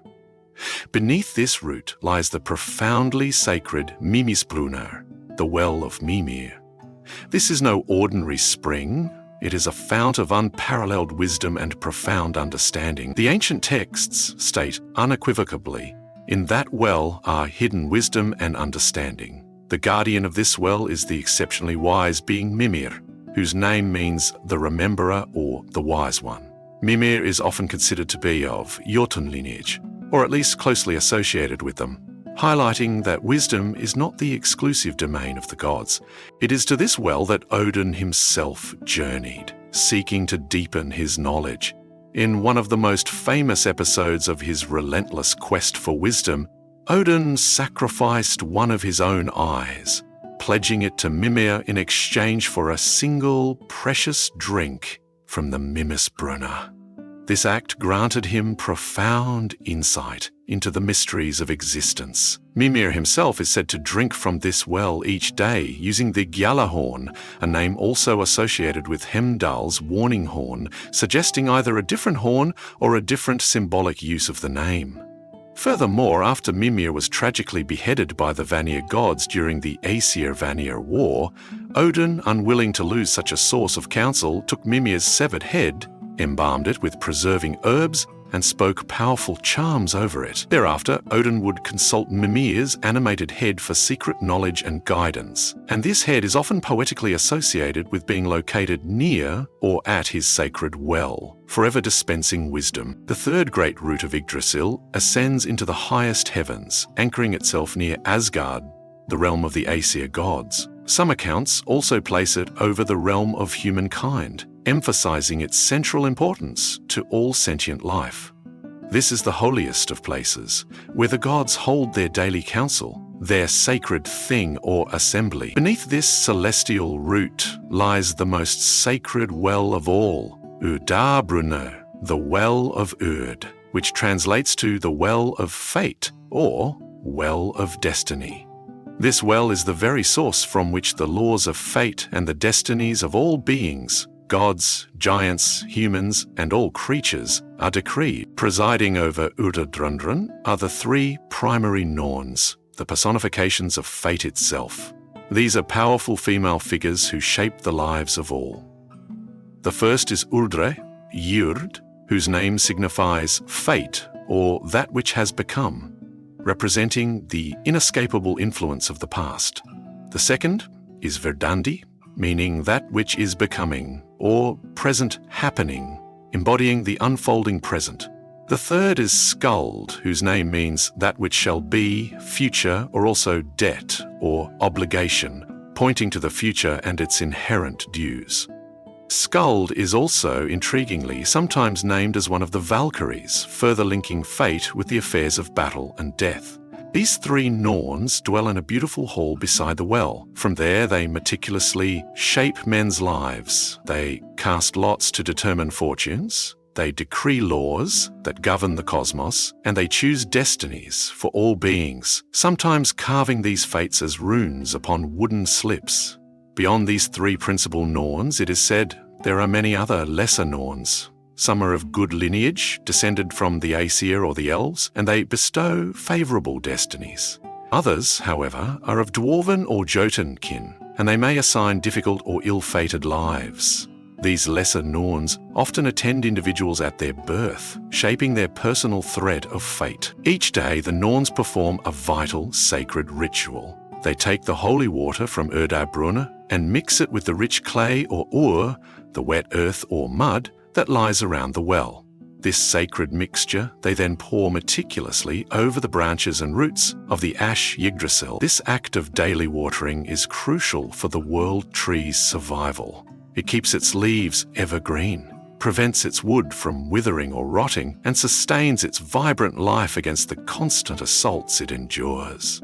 The water of Urd's well is so incredibly holy that anything that comes into contact with it becomes as pure and white as the delicate membrane, called the skin, that lies within an eggshell. Swimming serenely in the pure waters of Urd's well are two beautiful swans, and from this original pair, all the swans in all the worlds are said to have descended, symbols of grace, purity, and the sanctity of this holy place. Yggdrasil is not merely a silent, static structure. It teems with a diverse array of named creatures, each playing a role in its complex ecosystem and symbolism. High in its topmost branches, Æfsta Askalami perches a giant, unnamed eagle of immense size and profound wisdom. This eagle knows many ancient secrets and observes all that transpires in the worlds below. Sitting between the very eyes of this great eagle is a hawk or falcon named Vedrafolnir. His name is interpreted as wind-bleached, storm-pale, or wind-parched, suggesting exposure to the highest, harshest winds of the cosmos. The precise significance of Vedrafolnir is enigmatic. Perhaps he represents an even more concentrated form of observation or wisdom, a messenger for the eagle, or simply another layer in the complex hierarchy of beings inhabiting the world tree. This image of a hawk between the eyes of a giant eagle is striking and memorable. Constantly scurrying up and down the massive trunk of Yggdrasil is a mischievous squirrel named Ratatosk. His name means drill tooth, boar tooth, or rat tusk, hinting at his sharp, probing nature. Ratatoska has a very specific and disruptive function. He acts as a messenger of discord, carrying insulting taunts and envious words back and forth between the wise eagle perched at the top of the tree and the malevolent dragon, Nidhogg, gnawing at its roots far below. He strives to spoil their accord, delighting in fomenting strife and ensuring that there is no peace between the highest and lowest points of the world tree. He is the embodiment of gossip and ill will that seeks to undermine harmony. The lush foliage of Yggdrasil's upper branches also provides sustenance for 4 great stags or harts. These hearts crane their necks upwards to graze upon the leaves, representing another form of constant consumption that the tree must endure. Their names are Dane, meaning the dead one, Dvalen, the delayed one or the unconscious one, a name also famously belonging to a master dwarf craftsman, suggesting multiple bearers of the name or a deeper symbolic connection.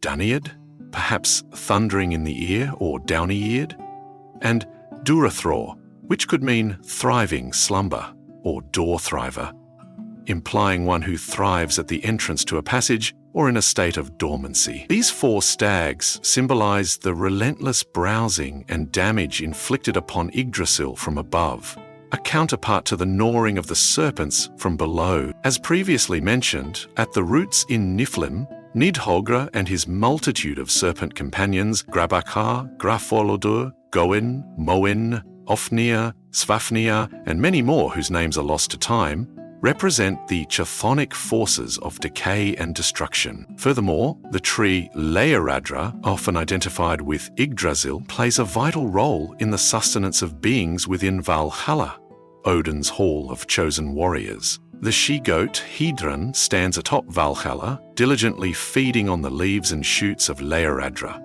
From her udders flows not milk, but an inexhaustible supply of the finest mead. This mead fills a great vat every day, providing ample drink for all the Einherjar, the fallen heroes who feast and await Ragnarok. Alongside Hedron, the stag Iktirnir also stands upon Valhalla, biting foliage from Leiradra's branches. From Iktirnir's antlers, a great amount of water drips down.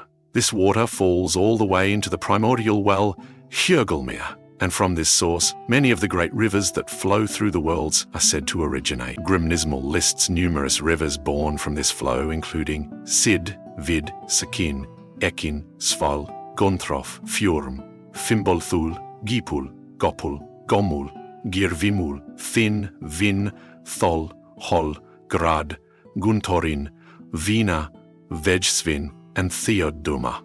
This connection illustrates Yggdrasil's crucial role in the world's hydrology, linking the highest heavens to the deepest springs and the rivers that nourish all realms. Yggdrasil, for all its majesty and sacredness, is a tree that suffers greater hardship than men can imagine.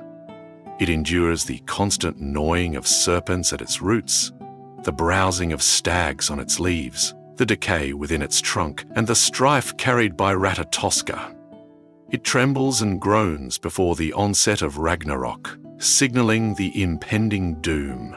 Yet, despite all this suffering, Yggdrasil is destined to endure. It is implied that the world tree itself survives the cataclysm of Ragnarok.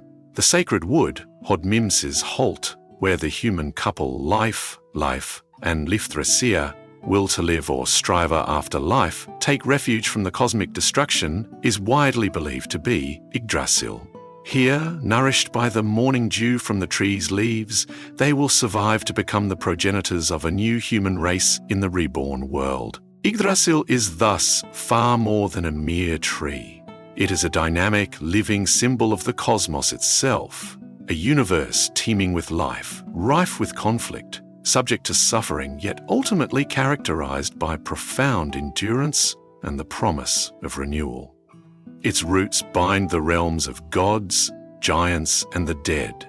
Its trunk is the pathway between worlds, and its branches shelter and sustain a multitude of beings. It is the ultimate emblem of interconnectedness, the silent, ever-present witness to all of cosmic history, from the dawn of creation to the twilight of the gods and the greening of a new world beyond. In the intricate tapestry of Norse cosmology, where gods wield immense power and giants represent primal chaos, there exists a group of female beings whose influence often transcends even that of the highest deities. These are the Norns, the Nornir in Old Norse, the enigmatic arbiters of destiny, the personifications of inescapable fate, time, and the fundamental laws that govern all existence. Their decrees are absolute, their pronouncements unalterable, shaping the lives of gods, men, giants, and all creatures from the moment of birth to the finality of death, and even dictating the ultimate fate of the cosmos itself, including the prophesied Ragnarok, They represent a power that is ancient, primordial, and often stands above or outside the direct control or intervention of the Aesir gods, instilling a profound sense of weird or orlog, inescapable destiny, into the Norse worldview. While the concept of Norns can be broad, encompassing various female entities associated with individual fate, three principal Norns stand preeminent, their power and significance unparalleled. The Voluspa, the seeress's prophecy, speaks of three maidens, all-knowing, who came from that hall beneath the tree, Yggdrasil. These are the great Norns, whose dwelling is a place of immense sanctity and power. Their dwelling is a beautiful and revered hall situated beside the most sacred of wells, Urdabrunna, the Well of Urd, or Well of Fate. This well, as we know, lies beneath the third great root of the world tree, Yggdrasil, the root that extends into the heavens near Asgard, where the gods themselves hold their daily councils. The atmosphere of this hall and its environs would be one of profound solemnity, a place where the threads of cosmic destiny are spun, measured, and cut, where the past, present, and future converge under the watchful eyes of its powerful mistresses. The first, and often considered the eldest or primary of these three great Norns, is Urdur, or Urd. Her name is directly cognate with the Old English weird and the Old Norse urdur, all signifying fate or destiny. More specifically, her name implies that which has become, connecting her intrinsically to the past. Urd represents the accumulated weight of all that has already transpired, the established order of destiny forged by previous events and actions. She is the unalterable foundation upon which the present unfolds and the future is built. Her pronouncements carry the authority of what is already set, the origin point from which fate's decrees flow. She embodies the deep, foundational currents of causality and consequence. The second of the great Norns is Verdandi. Her name is derived from the present participle of the Old Norse verb verda, meaning to become or to happen. Thus, Verdandi signifies that which is becoming or present happening. Her domain is the present moment, the dynamic and ever-unfolding process of existence. She represents the choices being made, the actions being taken, and the immediate consequences that ripple through the fabric of reality in real time. If Urd is the bedrock of the past, Verdandi is the active, flowing river of the present, constantly shaping destiny as it occurs. The third of this powerful triad is Skald. Her name translates to that which shall be, or what is owed/necessary, pointing directly to the future. Skald embodies what is ordained to happen, the necessary outcomes and consequences that arise from the interplay of past events and present actions. The connotation of debt or obligation within her name suggests that the future holds what is due, the inevitable reaping of what has been sown. Skald possesses a fascinating and significant dual nature, for she is not only named as one of the primary Norns, but is also frequently listed as one of the Valkyries. These chooser of the slain, Odin's warrior maidens, ride into battle, select which warriors will die and conduct them to Valhalla. Skald's presence among them links the abstract concept of future fate directly to the brutal, concrete realities of conflict, death, and the selection of heroes. This dual role suggests that she may not only decree future events, but also actively participate in their enactment, particularly in a martial context. Her presence underscores the often harsh and predetermined nature of fate in a warrior society. The roles and activities of the Norns are manifold and crucial to the functioning of the cosmos. Their primary and most awesome function is the decreeing of fates, skopskapa. They determine the lifespan, the fortune, good or ill, and the ultimate destiny of every individual being. No one, not even Odin, the All-Father, is exempt from their ultimate judgment. They also cast lots, vlutumkjosa, a divinatory practice likely used to ascertain or decide aspects of fate. Furthermore, the Norns decree laws, loglegja. These are not mere mortal statutes, but the fundamental, immutable laws and principles that govern the universe itself, the underlying cosmic order to which all beings, including the gods, must adhere. They are specifically noted for choosing the lives for the children of men, Aldekjosa, Aldebornum, Aldekjosa, Aldebornum, highlighting their direct and personal influence on human destiny from the moment of birth. A significant aspect of their power involves the carving of runes, Rista runar. Runes in Norse belief were not just letters but potent symbols, imbued with inherent magical power and deep connections to destiny and cosmic secrets. By carving runes perhaps onto wooden slips, tablets, or even the bark of Yggdrasil itself, the Norns inscribed and sealed the fates they decreed. This act links them to the magical, divinatory, and inscriptional power inherent in the runic system, while the image of the Norns weaving the web of fate is more explicitly detailed in some broader Germanic traditions, particularly concerning the Valkyries weaving the gruesome web of war as described in the poem Daradaleod. The underlying concept of fate as an intricate, interwoven pattern is highly compatible with their role. The destinies they shape are complex and interconnected, much like the threads of a vast cosmic tapestry. Beyond their direct influence on the fates of beings, the Norns perform a vital, daily ritual, essential for the preservation of the cosmos itself, the tending of Urderbrunna and Yggdrasil.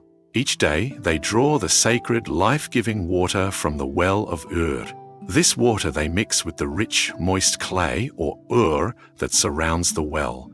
This potent, holy admixture is then meticulously poured over the roots and branches of the world tree, Yggdrasil. This act of sacred watering is what keeps the great ash green and vibrant, preventing its wood from decaying and its leaves from withering under the constant assaults it endures from various creatures and the natural processes of entropy. In this role, the Norns are not merely arbiters of individual doom or fortune, but also crucial maintainers of cosmic order, the guardians of the world tree, which is the very axis and lifeblood of all existence.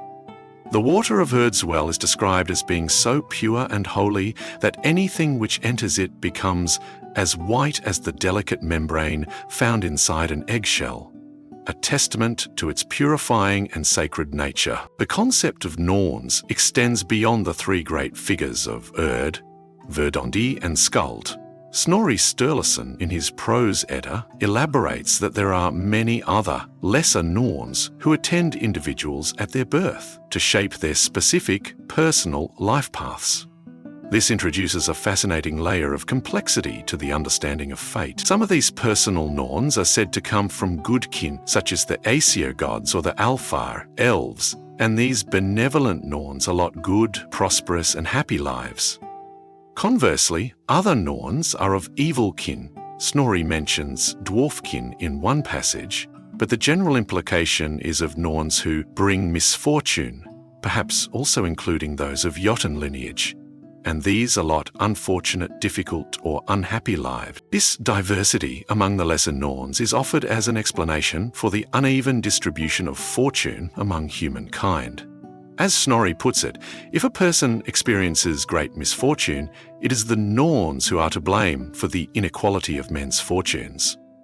This belief provided a framework for understanding the often arbitrary and seemingly unfair nature of life's blessings and hardships. There may also be a conceptual link, though not always explicitly stated, between these personal Norns and other female guardian or fate spirits in Norse belief, such as the Disir, Decentriol, female spirits who protect a family line, or the Fylgjur, personal attendant spirits, often in animal form, whose fate is tied to their human. The significance of the Norns within the grand scheme of Norse cosmology cannot be overstated. They are the ultimate embodiment of Wyod or Orlog, that powerful, often impersonal and ultimately inescapable force of fate that underpins the entire Norse mythological worldview.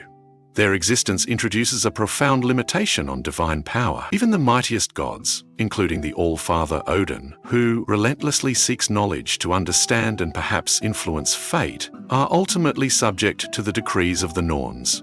This is most poignantly felt in the context of Ragnarok, the prophesied doom of the gods. The gods know their individual fates in that final battle and the ultimate outcome, yet they cannot avert it. only meet it with courage. This imbues Norse mythology with a powerful sense of tragic heroism. The Norns are also a source of cosmic order through their decreeing of laws and their careful tending of Yggdrasil. However, the existence of ill Norns and their role in allotting misfortune also suggests that they embody the unpredictable, sometimes cruel, and seemingly arbitrary aspects of existence. Their influence raises complex moral and philosophical questions. Does the overarching power of fate absolve individuals of personal responsibility for their actions? Or, as is more commonly interpreted within the heroic ethos of the Viking Age, does it create a framework within which individuals must strive to act courageously, honorably, and achieve renown, despite knowing the potential for an unalterable, perhaps tragic doom? The latter interpretation seems more consistent with the heroic sagas. Finally, through their very names, Urd past, Verdandi present, and Skald future, the Norns are explicitly and inextricably linked to the passage and divisions of time.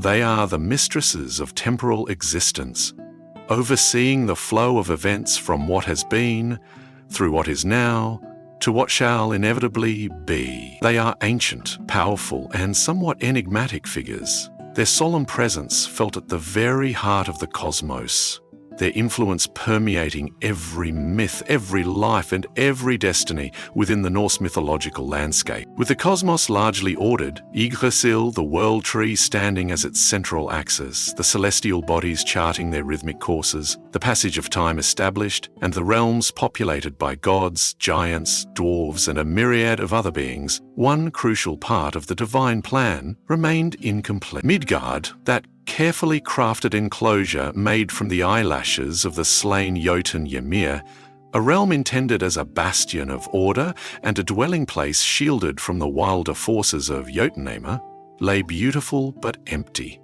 awaiting its destined inhabitants. The gods, having brought forth such a magnificent and structured universe, now turned their creative attention to populating this Middle Earth with a new race of beings who would walk its lands, cultivate its bounty, and perhaps offer companionship or worship to their creators. The most ancient and revered account of humanity's genesis, found within the prophetic verses of the Voluspa, tells of a momentous discovery.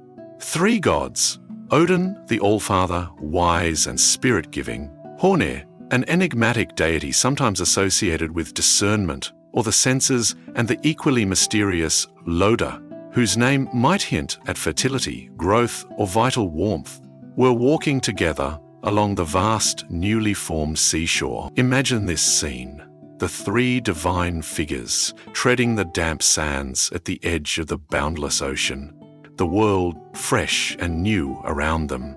There, washed up by the tides, they found two inert and lifeless pieces of wood, or perhaps two distinct trees that had drifted ashore. The Voluspa describes them as possessing little power. On thonne atu od thonne hoftu la ne laeti ne litu goda. That is to say, they were feeble and spiritless, for spirit or breath, on they had not, inspired mental activity or understanding, or they had not, nor did they possess vital warmth, blood or movement la, nor voice or animated bearing litu goda, nor a goodly hue or healthy complexion litu goda. They were mere unformed potential, lacking the essential qualities of sentient life. The species of these two pieces of wood were distinct and symbolic. The first, from which the male of this new race would be fashioned, was an ash tree, or aska in Old Norse. The significance of the ash is profound. For Yggdrasil itself, the great world tree that forms the very backbone of the cosmos, is also an ash. The ash tree symbolizes immense strength, resilience, a deep connection to the cosmic axis, and perhaps the very structure of life and order. The second piece of wood destined to become the female was an elm tree, or Embla in Old Norse. The etymology and symbolism of Embla are somewhat more debated. If an elm, it might represent grace, interconnectedness, or a nurturing quality. Some scholars have also suggested Embla could mean vine, which would imply fruitfulness, a clinging or supportive nature, or perhaps a different kind of vital growth.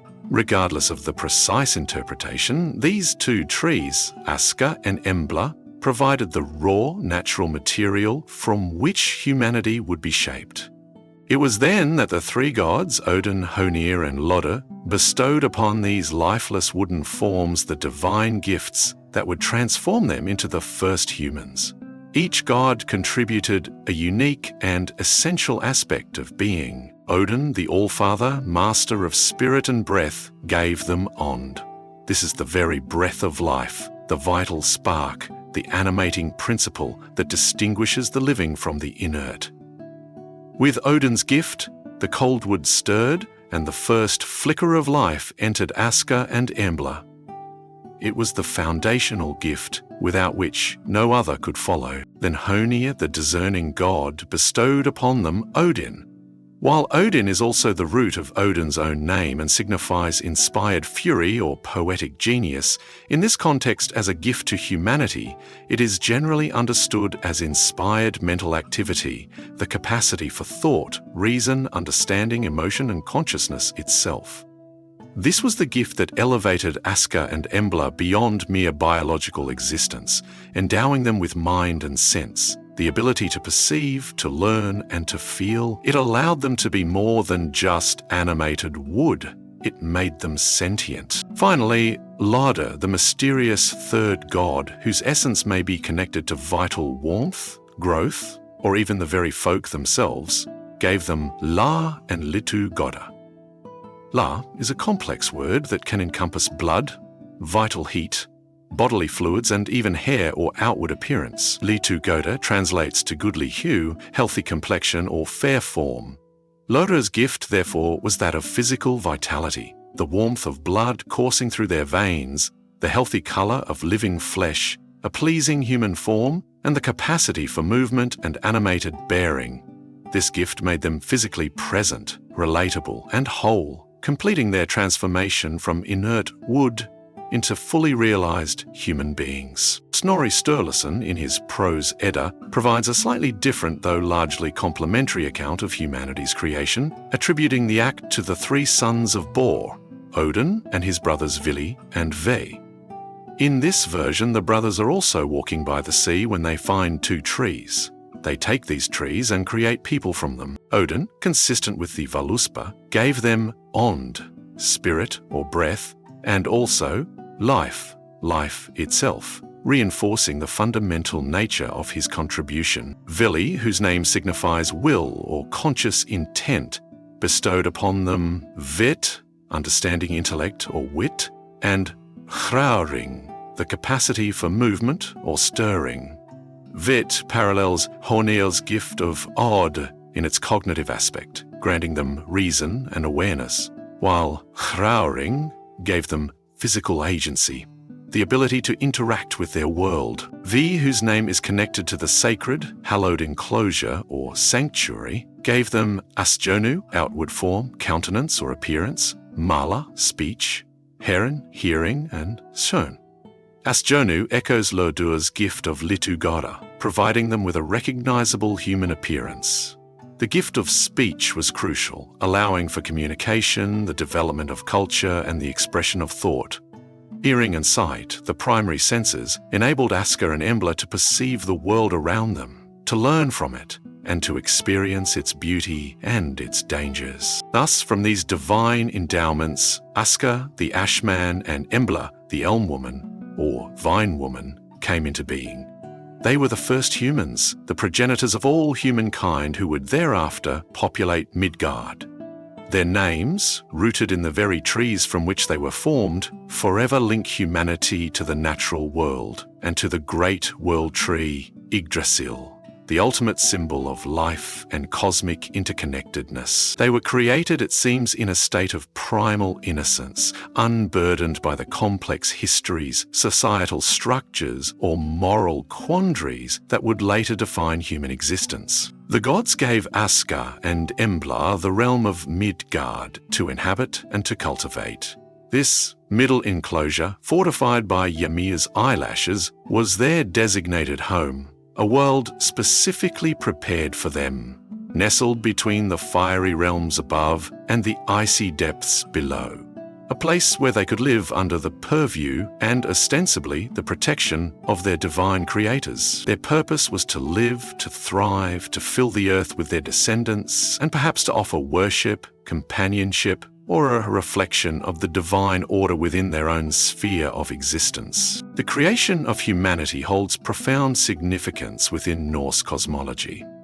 It marks the completion of the initial phase of cosmic ordering.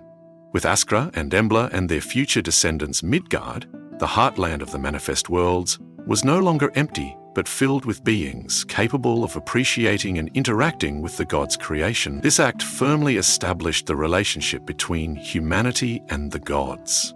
Humans were the direct creation of divine beings, endowed with gifts that mirrored, however faintly, divine attributes such as spirit, consciousness, and will. Music Elder Stevens set the stage for a dynamic of worship, divine intervention in human affairs, and a shared, intertwined destiny, particularly concerning the cataclysmic events of Ragnarok, where humans would fight alongside and against various divine and giantish factions. As conceived in this creation, possess both vulnerability and immense potential. They are mortal, unlike the gods, and susceptible to the hardships of life and the decrees of fate. Yet they are also gifted with spirit, mind, senses, and the capacity for great deeds, profound wisdom, heroic courage, and tragically, also great folly and betrayal. The use of trees as the raw material for their creation is deeply symbolic, grounding humanity firmly in the natural world, suggesting a cyclical existence, and echoing the life-giving structural importance of Yggdrasil. From Ask and Embla, as the ancient texts affirm, Fra theim uru komna manfolk, from them are come all the races of men who inhabit Midgard. Their story is the genesis of all human generations, setting the stage for the unfolding drama of human history. Their complex interactions with the divine and an oft hostile world, their triumphs and their tragedies, and their ultimate crucial role in the final battles of Ragnarok and the subsequent renewal of the world. The creation of humanity was the gods' final, vital act in populating the ordered cosmos, breathing life and consciousness into the heart of their creation, Midgard. And that is it. If you've enjoyed this video, please consider subscribing to the Purple Files. Click the like button and drop a comment down below. More videos to come, and until then, thanks for watching.